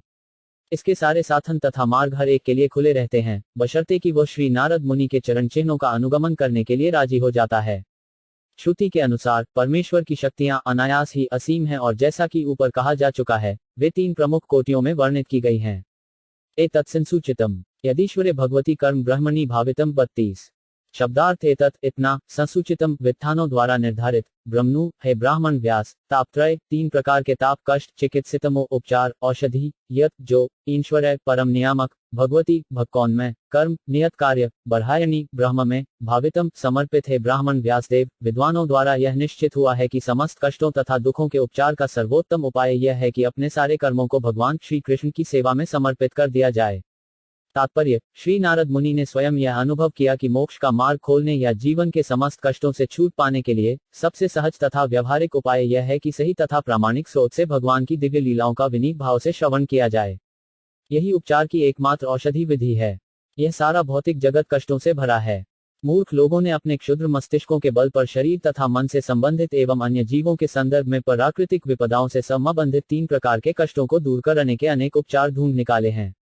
सारा संसार इन कष्टों से उबरने के लिए कठिन संघर्ष कर रहा है। कतु लोग यह नहीं जानते कि भगवान की अनुमति के बिना न तो किसी योजना से, न ही किसी उपचार विधि से वांछित शांति एवं उपशमन लाया जा सकता है। यदि भगवान की स्वीकृति न हो तो औषधि उपचार द्वारा रोगी को स्वस्थ करने का प्रयास व्यर्थ होगा। यदि भगवान की स्वीकृति न हो तो नदी या समुद्र कोई को नाव द्वारा पार करना कोई उपचार नहीं है। हमें यह निश्चित रूप से ज्ञात होना चाहिए कि भगवान परम स्वीकृति दाता हैं। अतएव अंतिम सफलता के लिए या सफलता के मार्ग के अवरोधों से मुक्ति पाने के लिए हमें अपने सारे प्रयास भगवान को समर्पित कर देने चाहिए। भगवान सर्वव्यापी, सर्वशक्तिमान तथा सर्वज्ञ हैं। वे समस्त अच्छे या बुरे फलों के चरम स्वीकृति दाता हैं। अतएव हमें चाहिए कि हम अपने सारे कर्म भगवान कृपा को समर्पित करें और उन्हें ही निर्गुण ब्रह्म, अंतर्यामी परमात्मा या पूर्ण पुरुषोत्तम भगवान के रूप में स्वीकारें। फिर चाहे हम जो भी हों, हमें प्रत्येक वस्तु भगवान की सेवा में समर्पित करनी चाहिए। यदि कोई विद्वान, विज्ञानी, दार्शनिक, कवि इत्यादि है, तो उसे चाहिए कि भगवान की श्रेष्ठता स्थापित करने के लिए अपने ज्ञान का उपयोग करे। जीवन के प्रत्येक क्षेत्र में भगवान की शक्ति का अध्ययन करने का प्रयास करो। न तो उनका बहिष्कार करो और न ही अलग ज्ञान संग्रह करके उनके समान बनने या उनका स्थान ग्रहण करने का प्रयास करो। यदि कोई प्रशासक, राजनीतिज्ञ, योद्धा इत्यादि है, तो उसे चाहिए कि राजधर्मिता में भगवान की सर्वश्रेष्ठता स्थापित करने का यत्न करे। उसे चाहिए कि श्री अर्जुन की भांति भगवान के लिए युद्ध करे। प्रारंभ में महान योद्धा श्री अर्जुन ने युद्ध करने से इनकार कर दिया था, किंतु जब भगवान ने उसे विश्वास दिलाया कि युद्ध करना आवश्यक है, तो उसने अपना इरादा बदल दिया और भगवान के लिए युद्ध किया। इसी प्रकार यदि कोई व्यापारी है, उद्योगपति है या किसान है, तो उसे चाहिए कि अपनी गाड़ी कमाई का खर्च भगवान के लिए करे। सदैव यही सोचना चाहिए कि जितना भी संचित धन है, वह भगवान की संपदा है। संपदा को भाग्य की देवी लक्ष्मी माना जाता है और भगवान तो नारायण या लक्ष्मीपति हैं। अतएव लक्ष्मी को भगवान नारायण की सेवा में लगाने का प्रयत्न करो और सुखी बनो। जीवन के प्रत्येक क्षेत्र में भगवान की अनुभूति करने का यही रास्ता है। अतः सर्वोत्तम बात तो यह होगी कि समस्त भौतिक कार्यों से छुटकारा पाकर अपन आप को भगवान की दिव्य लीलाओं के श्रवण में लगाया जाए। किंतु ऐसा अवसर प्राप्त न होने पर मनुष्य को चाहिए कि वह जिन जिन वस्तुओं के प्रति आकर्षित है, उन्हें वह भगवान की सेवा में लगाने का प्रयास करे। शांति तथा संपन्नता का यही मार्ग है। इस श्लोक में संसृचितम शब्द भी महत्वपूर्ण है। किसी को कभी यह नहीं सोचना चाहिए कि नारद को अनुभूति बाल कल्पना मात्र थी। ऐसा नहीं है। इसकी अनुभूति का शल तथा परकांड विद्वानों ने की है और सयुचितम शब्द का यही असली आशय है। आम्यो यश्च भूतानैन जायते येन सुब्रत तदेव द्याम्यम द्रव्यम न पुनाति चिकित्सितम 33। शब्दार्थ आम यह याधियां, यह च जो भी, भूतानैम जीवों की, जायते संभव होती है, यह जिसके द्वारा, सुत्रत है महात्मा, तत् बह एव ही निश्चय ही, आम्यमो व्याधि, द्रव्यम वस्तु, न नहीं, पुनाति अच्छा करती है, चिकित्सितमो उपचार की गई, हे श्रेष्ठ पुरुष, क्या भेषज विज्ञान की विधि से प्रयुक्त की गई कोई वस्तु उस रोग को ठीक नहीं कर देती, जिससे ही वह रोग उत्पन्न हुआ हो। तात्पर्य, कुशल चिकित्सक अपने रोगी की चिकित्सा अनुपान द्वारा करता है। उदाहरणार्थ, कभी कभी दूध के बने पदार्थ खाने से पेट गड़बड़ा जाता है, किंतु जब उसी दूध को दही में परिणत करके उसमें कुछ अन्य औषधियां मिला दी जाती हैं, तो वह उस गड़बड़ी को दूर कर देता है। इसी प्रकार भौतिक जगत के तापत्रय को केवल भौतिक कार्यों से दूर नहीं किया जा लोहे सकता। ऐसे कार्यों को उसी तरह आध्यात्मिक बनाने की आवश्यकता है, जिस प्रकार पहले लोहे को अग्नि में तपाकर लाल कर लिया जाता है और तब अग्नि अपना कार्य करती है। इसी प्रकार किसी वस्तु की भौतिक अवधारणा तुरंत ही बदल जाती है, यदि हम उसे भगवान की सेवा में लगा देते हैं। आध्यात्मिक सफलता का यही रहस्य है। हमें न तो प्रकृति पर प्रभुत्व जताने का प्रयास करना चाहिए और न ही भौतिक वस्तुओं का परित्याग करना चाहिए। बुरे सौदे के सदुपयोग की सर्वश्रेष्ठ विधि यह है कि सारी की सारी वस्तुओं का उपयोग भगवान के लिए किया जाए। प्रत्येक वस्तु परमात्मा से उद्भूत है। वे अपनी अचिंत्य शक्ति से आत्मा को पदार्थ में तथा पदार्थ को आत्मा में बदल सकते हैं। अतः भगवान की परमेच्छा से कोई भी तथाकथित भौतिक वस्तु तुरंत ही आध्यात्मिक शक्ति में बदल सकती है। ऐसे परिवर्तन के लिए आवश्यक रोगों ही शर्त यह है कि तथाकथित पदार्थ को आत्मा की सेवा में लगाया जाए। अपने भौतिक रोगों का उपचार करने तथा अपने आप को उस आध्यात्मिक स्तर तक उठाने के लिए, जहां न दुख है, न शोक और न भय, यही एकमात्र उपाय है। इस प्रकार जब प्रत्येक वस्तु भगवान की सेवा में लगा दी जाती है, तो हमें अनुभव होता है कि परब्रह्म के अलावा कुछ भी नहीं है। इस प्रकार सर्व खल्विदम ब्रह्म, यह वैदिक मंत्र चरितार्थ होता है। एवं नृणा क्रियायोगा सवे संस्कृति हित्वा त एवात्म विनाशाय कल्पते कल्पिता परे 34 शब्दार्थ। एवं इस प्रकार नृणाम मनुष्यों के, क्रिया योगा सारे कार्यकलाप, सवे सब कुछ, संस्कृति भौतिक अस्तित्व, हेत्वा कारण, ते वे एवं निश्चय ही आत्मा कार्य रूपी वृक्ष विनाशाय नष्ट करने के लिए कल्पते सक्षम होते हैं, कल्पिता समर्पित परे परमेश्वर में। इस प्रकार जब मनुष्य के सारे कार्यकलाप भगवान की सेवा में समर्पित होते हैं, तो वही सारे कर्म जो उसके शाश्वत बंधन के कारण होते हैं, कर्म रूपी वृक्ष के विनाशकर्ता बन जाते हैं। तात्पर्य, भगवद्गीता में जीवों को निरंतर व्यस्त रखने वाल सकाम कर्म की तुलना वृक्ष अश्वत्थ से की गई है, क्योंकि इसकी जड़ें बहुत गहरी होती हैं। जब तक कर्म के फल का भोग करने की इच्छा रहती है, तब तक कर्म के अनुसार आत्मा का देहांतरण एक शरीर से दूसरे में, एक स्थान से दूसरे स्थान में होता रहता है। यही भोगेच्छा भगवान की सेवा करने की इच्छा में बदली जा सकती है। ऐसा करने से मनुष्य का कार्य कर्मयोग में अथवा उस मार्ग में बदल जाता है जिससे मनुष्य अपनी स्वाभाविक प्रवृत्ति के अनुसार कर्म करते हुए आध्यात्मिक पूर्णता प्राप्त कर सकता है। यहाँ पर आत्मा शब्द समस्त सकाम कर्म की कोटियों का सूचक है। निष्कर्ष यह निकलता है कि जब समस्त सकाम तथा अन्य कर्मों को भगवान की सेवा में लगा दिया जाता है, तब फिर नए कर्म उत्पन्न नहीं होते और धीरे धीरे दिव्य भक्तिमय सेवा का विकास होता है, जिससे न केवल कर्म रूपी अश्वत्थ वृक्ष का पूर्ण रूप से मूलच्छेद होगा, अपितु वह कर्ता को भगवान के चरण कमलों तक ले जाएगी। सारांश यह है कि मनुष्य को सर्वप्रथम ऐसे शुद्ध भक्तों की संगति खोजनी होती है, जो न केवल वेदांत के पंडित हों, अपितु स्वरूप सिद्ध तथा भगवान श्री कृष्ण के अनन्य भक्त हों। इस संगति में नवदीक्षित भक्तों को चाहिए कि बिना भेदभाव के तन तथा मनस प्रेम पूर्ण सेवा करें। इस सेवा वृत्ति से प्रेरित होकर महापुरुष अपनी कृपा प्रदान करने के लिए अधिक इच्छुक होंगे, जिससे नवदीक्षित भक्त में शुद्ध भक्तों के दिव्य गुणों का समावेश हो सकेगा। धीरे धीरे इससे भगवान की दिव्य लीलाओं के श्रवण के प्रति प्रगाढ़ रुचि उत्पन्न हो सकेगी, जिससे वह स्थूल तथा सूक्ष्म शरीरों की स्वाभाविक स्थिति तथा उससे भी परे शुद्ध आत्मा तथा परमात्मा के साथ अपने शाश्वत संबंध का ज्ञान प्राप्त कर सकेगा। शाश्वत संबंध को स्थापना के जुड़ जाने के बाद धीरे धीरे भगवान की शरद भक्ति विकसित होकर भगवान के पूर्ण ज्ञान का रूप धारण कर लेती है, जो निर्गुण ब्रह्म तथा अंतर्यामी परमात्मा की परिधि के बाहर है। ऐसे पुरुषोत्तम योग से, जिसका भगवद्गीता में उल्लेख है, मनुष्य इसी शरीर में परिपूर्ण बन जाता है और उसमें सर्वोच्च मात्रा में भगवान के उत्तम गुण दिखने लगते हैं। शुद्ध भक्तों की संगति से ऐसा ही क्रमिक विकास होता है। यदि क्रियते कर्म भगवत प्रीतोषणम ज्ञान यद्दधीन ही भक्तियोग समन्वितम 35 शब्दार्थ हेतु जो भी अन्य इस जीवन या जगत में क्रियते करता है, कर्म कार्य भगवत भगवान की परितोषणम तुष्टि हेतु ज्ञानम ज्ञान यत् तत् जो इस तरह कहलाता है, अधीनप आश्चित ही निश्चय ही भक्ति योग भक्ति संबंधी समन्वित भक्ति योग से युक्त। इस जीवन में भगवान की तुष्टि के लिए जो भी कार्य किया जाता है, उसे भक्ति योग अथवा भगवान के प्रति दिव्य प्रेमा भक्ति कहते हैं, और जिसे ज्ञान कहते हैं, वह तो सगामी कारक बन जाता है। तात्पर्य, आमतौर पर लोकप्रिय धारणा यह है कि शास्त्रानुमोदित विधि से सकाम कर्म करने से मनुष्य आत्मा साक्षात्कार के लिए दिव्य ज्ञान प्राप्त करने के योग्य बन जाता है। कुछ लोग भक्तियोग को कर्म का दूसरा रूप मानते हैं, लेकिन वस्तुतः भक्तियोग कर्म तथा ज्ञान दोनों ही से ऊपर है। भक्तियोग ज्ञान या कर्म से स्वतंत्र है, जबकि ज्ञान तथा कर्म भक्तियोग के आश्रित हैं।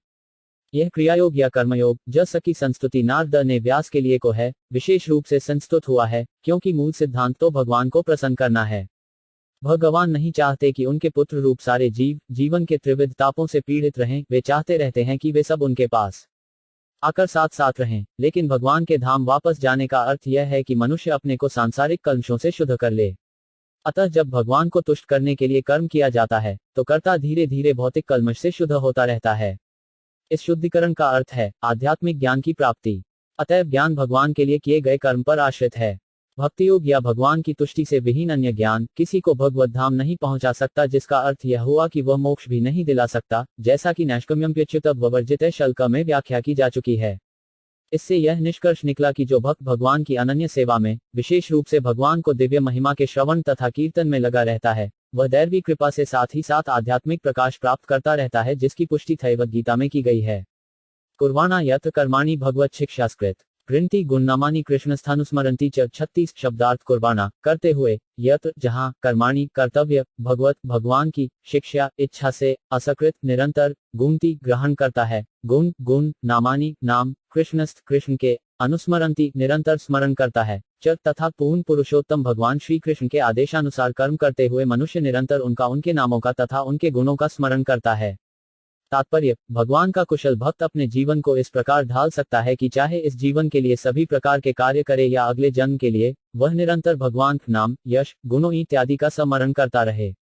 भगवान का आदेश भगवद गीता में सुस्पष्ट है, मनुष्य को जीवन के समस्त क्षेत्रों में भगवान का यही कर्म करना चाहिए। भगवान को जीवन के प्रत्येक क्षेत्र में स्वामी के रूप में स्थित होना चाहिए। वैदिक अनुष्ठानों के अनुसार इंद्र, ब्रह्मा, सरस्वती तथा गणेश जैसे कतिपय देवताओं की पूजा तक में प्रत्येक दशा में विष्णु का प्रतिनिधित्व यज्ञेश्वर के रूप में होना चाहिए। ऐसा विधान है कि विशिष्ट देवता की पूजा विशेष कार्य के लिए की जाए, लेकिन फिर भी विष्णु की उपस्थिति अनिवार्य रहती है, जिससे कार्य भलीभांति संपन्न हो सके। ऐसे वैदिक कर्तव्यों के साथ ही साथ हमारे सामान्य व्यवहारों, उदाहरणार्थ हमारे घरेलू कार्यों या व्यापार अथवा व्यवसाय में हमें ध्यान रखना चाहिए कि हम अपने कार्यों का फल परम भोक्ता भगवान कृष्ण को अर्पित करें। भगवद्गीता में स्वयं भगवान ने यह घोषित किया है कि वे ही सभी वस्तुओं के परम भोक्ता हैं, वे ही प्रत्येक लोक का परम स्वामी हैं और वे ही समस्त जीवों के परम मित्र हैं। अपनी सृष्टि में केवल कृष्ण ही अपने को सबका स्वामी कह सकते हैं, अन्य कोई नहीं। शुद्ध भक्त इसे सदैव स्मरण रखता है और ऐसा करते समय वह भगवान के दिव्य नाम, यश तथा गुणों को दोहराता जाता है, जिसका अर्थ होता है कि वह निरंतर भगवान के संपर्क में है। चूंकि भगवान अपने नाम, यश इत्यादि से अभिन्न है, अतः उनके नाम, यश इत्यादि से संबद्ध होने का अर्थ उनकी वास्तविक संगति करना है। हमारी आर्थिक आय का कम से कम 50% हिस्सा भगवान कृष्ण के आदेशों की पूर्ति करने में व्यय होना चाहिए। इसके लिए हमें अपनी कमाई के लाभांश का ही उपयोग नहीं करना चाहिए, अपितु अन्यों को इस भक्ति संप्रदाय का उपदेश भी देना चाहिए, क्योंकि यह भी भगवान का एक आदेश है। भगवान का यह स्पष्ट कथन है कि जो सारे विश्व में उनके नाम तथा यश के प्रचार प्रसार कार्य में लगा है, वह उन्हें सर्वाधिक प्रिय है। इस भौतिक जगत की वैज्ञानिक खोजों को भी समान रूप से भगवान आदेशों का पालन करने में लगाया जा सकता है। वे चाहते हैं कि भगवद्गीता के संदेश का प्रचार उनके भक्तों में किया जाए। जिन लोगों के पास तपस्या, दान, शिक्षा इत्यादि की कोई पूंजी नहीं है, उनमें चाहे इसका प्रचार न भी हो। अतएव अनिच्छुक लोगों को भगवान का भक्त बनाने के लिए प्रयास होते रहना चाहिए। इसके संबंध में भगवान चैतन्य ने एक सरल विधि बताई है। उन्होंने गायन, नर्तन तथा प्रसाद वितरण के माध्यम से दिव्य संदेश का उपदेश देने की विधि बताई है। अतएव हमें अपनी आय का आधा भाग ऐसे प्रयोजन के लिए व्यय करना चाहिए। कलह और धर्म विरोध के इस युग में यदि समाज के जाने माने और धनवान व्यक्ति अपनी आय का आधा हिस्सा भगवान की सेवा में लगाने की सहमत हो जाएं, जैसा श्री चैतन्य महाप्रभु ने सिखाया है, निश्चित ही इस उपद्रव भरे नरक जैसे संसार को भगवान का दिव्य धाम बनाया जा सकता है। जहाँ अच्छा गायन, नर्तन और प्रसाद बन रहा हो, वहां जाने को कोई इनकार नहीं करेगा। ऐसे समारोह में सभी सम्मिलित होना चाहेंगे और हर एक को भगवान की दिव्य उपस्थिति का अनुभव होगा।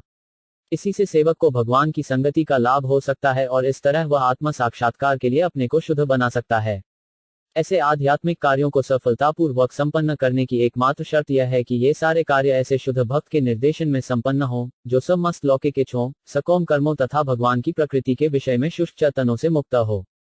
किसी को भगवान की प्रकृति खजाने की आवश्यकता नहीं है। भगवान ने स्वयं ही विशेष रूप से भगवद्गीता में तथा सामान्य रूप से अन्य वैदिक साहित्य में इसका वर्णन किया है। हमें केवल उन्हें यथार्थ पर ग्रहण करके भगवान के आदेशों का पालन करना है। इससे हमें सिद्धि पद प्राप्त हो सकेगा। किसी को अपनी स्थिति छोड़नी नहीं होगी, विशेषकर विविध कठिनाइयों के इस युग में वह अपनी स्थिति पद में बना रह सकता है। शर्त एक ही है कि उसे भगवान तदाकार होने का सुअष्ट चिंतन त्यागना होगा। इस प्रकार को अहंकारपूर्ण महत्वाकांक्षा को त्याग कर उसे चाहिए कि वह किसी प्रामाणिक भक्त से, जिसकी योग्यताएं ऊपर बताई गई हैं, विनीत भाव से भगवद्गीता या श्रीमद् भागवत में प्राप्त भगवान के आदेशों को ग्रहण करे। इससे सभी कुछ सफल हो सकेगा, इसमें संदेह नहीं। 3 नमो भगवते तुभ्यं वासुदेवाय धीमहि प्रद्युम्नाय अनिरुद्धाय नमः सद्दूषणाय च 37। शब्दार्थ 37 भगवान की दिव्य महिमा के कीर्तन का प्रतीक। नमः भगवान को नमस्कार करना, भगवते भगवान को, तुभ्यपु तुमको, वासुदेवाय वसुदेव के पुत्र भगवान को, श्रीमहि उच्चारण या कीर्तन करें, प्रद्युम्नाय अनिरुद्धाय सक्लूषणाय ये तीनों वासुदेव के पूर्ण अंश हैं। नप सादर नमस्कार है, च तथा आइए हम सब वासुदेव तथा उनके पूर्ण अंश प्रद्युम्न, अनिरुद्ध तथा संकर्षण सहित उनकी महिमा का कीर्तन करें। तात्पर्य पच्चयत्र के अनुसार नारायण ईश्वर के समस्त विस्तारों के आदि कारण हैं। ये विस्तार हैं वासुदेव, संकर्षण, प्रद्युम्न तथा अनिरुद्ध। वासुदेव तथा संकर्षण बाएं दाएं आसीन हैं, प्रद्युम्न संकर्षण के दाएं हैं और अनिरुद्ध वासुदेव की बाईं ओर आसीन हैं। इस प्रकार ये चारों विग्रह आसीन रहते हैं। ये चारों भगवान श्री कृष्ण के चतुर्व्यूह के रूप में जाने जाते हैं। यह एक वैदिक मंत्र है जो अंशों वासुदेव, संकर्षण, प्रद्युम्न तथा अनिरुद्ध समेत पूर्ण पुरुषोत्तम भगवान श्री कृष्ण की महिमा का निरंतर कीर्तन तथा स्मरण करे। ये विस्तार अन्य समस्त रूपों यथा विष्णु तत्व या शक्ति तत्वों के मूल विग्रह रूप हैं।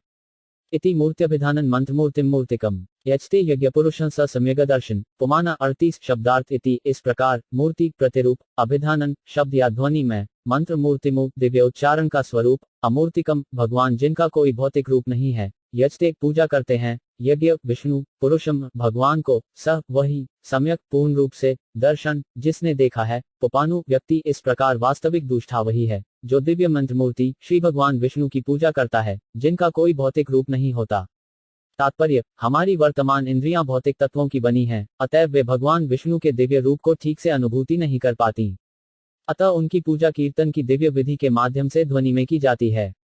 जो वस्तु हमारी अपूर्ण इंद्रियों के क्षेत्र के बाहर है, उसे ध्वनि स्वरूप के द्वारा भली भांति अनुभव किया जा सकता है। यदि कहीं दूर खड़ा ध्वनि उत्पन्न करे तो उसका यथार्थ अनुभव किया जा सकता है। यदि भौतिक दृष्टि से यह संभव है, तो फिर आध्यात्मिक दृष्टि से क्यों नहीं होगा? यह अनुभव कोई करा निराकार अनुभव नहीं है। यह उन दिव्य ईश्वर का वास्तविक अनुभव है जो सच्चिदानंद स्वरूप हैं। अमरकोश नामक संस्कृत कोश में मूर्ति शब्द के दो आशय पर प्रमुख हैं, स्वरूप तथा कठिनाई। अतएव आचार्य श्री विश्वनाथ चक्रवर्ती ठाकुर ने अमूर्तिकेय का अर्थ किसी कठिनाई के बिना लगाया है। शाश्वत आनंद तथा ज्ञान के दिव्य स्वरूप का अनुभव हमारी मूल आध्यात्मिक इंद्रियों द्वारा ही हो सकता है, जिसे पवित्र मंत्रों का उच्चारण या दिव्य उच्चारण ध्वनि द्वारा पुनरुज्जीवित किया जा सकता है। ऐसी ध्वनि प्रामाणिक गुरु के पारदर्शी माध्यम द्वारा प्राप्त की जानी चाहिए और गुरु के निर्देशन में ही इसके उच्चारण कीर्तन का अभ्यास करना चाहिए। यह हमें धीरे धीरे ईश्वर के अधिक निकट ले जाएगा। पूजा की यह विधि पाश्चात्रिक विधि में संस्तुत है जो मान्य एवं प्रामाणिक विधि है। पाश्चात्रिक विधि में दिव्य भक्तिमय सेवा के लिए सर्वाधिक प्रामाणिक संकेत प्राप्त हैं। ऐसे संकेतों के बिना शुष्क दार्शनिक चिंतन द्वारा निश्चित ही भगवान के पास नहीं पहुंचा जा सकता है। पश्चात्रिक विधि इस कलह प्रधान युग के लिए व्यवहारिक एवं उपयुक्त है। इस आधुनिक युग के लिए पश्चात्र वेदांत की अपेक्षा अधिक महत्वपूर्ण है। इमं स्वनिग्म ब्रह्मन्वैत्य मदनुष्ठितम अदान में ज्ञानमैश्वर्य स्वस्मिन भावच केशव 39 शब्दार्थ इमं इस प्रकार स्वनिगमम भगवान विषयक वेदों का गुर ज्ञान, ब्रह्मनु हे ब्राह्मण व्यासदेव अवैत्य यह जानकर मत मरे द्वारा अनुष्ठितम संपन्न अदात वर दिया मैं मुझे ज्ञान पर दिव्य ज्ञान ऐशमु ऐश्वर्य स्वस्मिनु निजी भावम प्रगाढ़ प्यार तथा स्नेह च तथा केशव भगवान कृष्ण ने है ब्राह्मण। इस प्रकार सर्वप्रथम भगवान कृष्ण ने मुझे वेदों के गुह्यतम अंशों में निहित भगवान दिव्य ज्ञान का, फिर आध्यात्मिक ऐश्वर्य का और तब अपनी घनिष्ठ प्रेममय सेवा का वर दिया। तात्पर्य, दिव्य शब्द द्वारा भगवान के साथ संसर्ग सर्वामा भगवान श्री कृष्ण से अभिन्न है। भगवान तक पहुंचने की यह सबसे पूर्ण विधि है।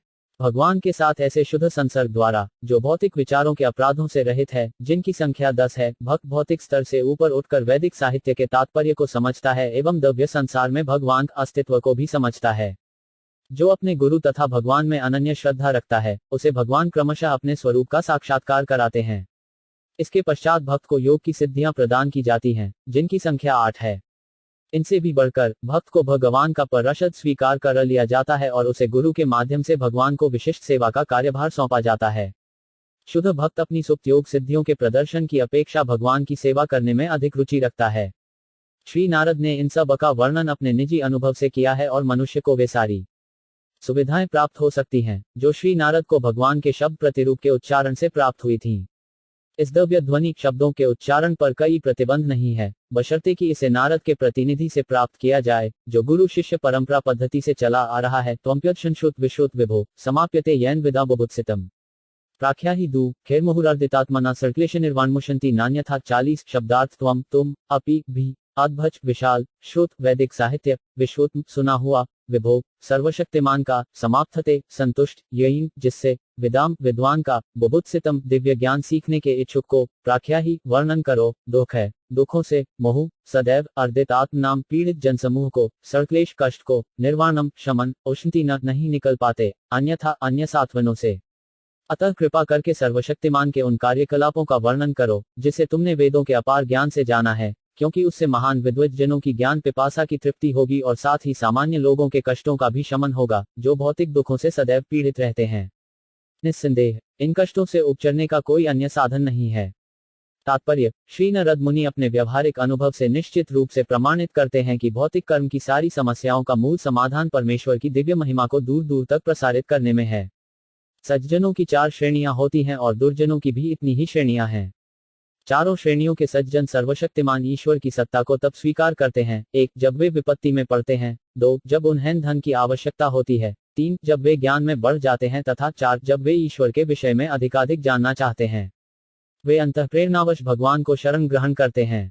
इस प्रकार नारद जी व्यासदेव को उपदेश देते हैं कि वे भगवान के दिव्य ज्ञान का प्रसार उस विशाल वैदिक ज्ञान के संदर्भ में करें जिन्हें उन्होंने पहले से प्राप्त कर रखा है। जहां तक दुर्जनों का संबंध है, उनकी भी 4 श्रेणियां हैं। 1, वे जो सहज रूप से प्रगतिशील सकौम कर्म के प्रति आसक्त हैं और इस तरह उसके साथ जुड़ हुए अनेक कष्टों को भोगते रहते हैं। 2, वे जो इंद्रिय तुष्टि के गहित कार्य में लगे रहते हैं और इस तरह परिणाम को भोगते हैं। 3, वे जो भौतिक रूप से ज्ञान में तो अत्यंत समृद्ध हैं, लेकिन सर्वशक्तिमान भगवान की सरलता को स्वीकार करने की मति न होने के कारण कष्ट पाते हैं। तथा 4, वे लोग जो नास्तिक कहलाते हैं और जानबूझकर भगवान के नाम से ही घृणा करते हैं, भले ही वे सदा संकट में क्यों न रहें। श्री नारद जी ने व्यासदेव को समझाया कि वे सज्जन तथा दुर्जन 8 प्रकार के सारे लोगों का कल्याण करने के लिए भगवान की महिमा का वर्णन करें। अतएव श्रीमद्भागवत किन्हों विशेष श्रेणी या संप्रदाय के लोगों के निमित्त नहीं है। यह तो उस सत्यनिष्ठ व्यक्ति के लिए है जो सचमुच अपने कल्याण तथा मन की शान का इच्छुक है। इस प्रकार श्रीमद्भागवत के प्रथम स्कंध के अंतर्गत नारद द्वारा व्यासदेव को श्रीमद्भागवत का उपदेश नामक 5म अध्याय के भक्तिवेदांत तात्पर्य पूर्ण हुए।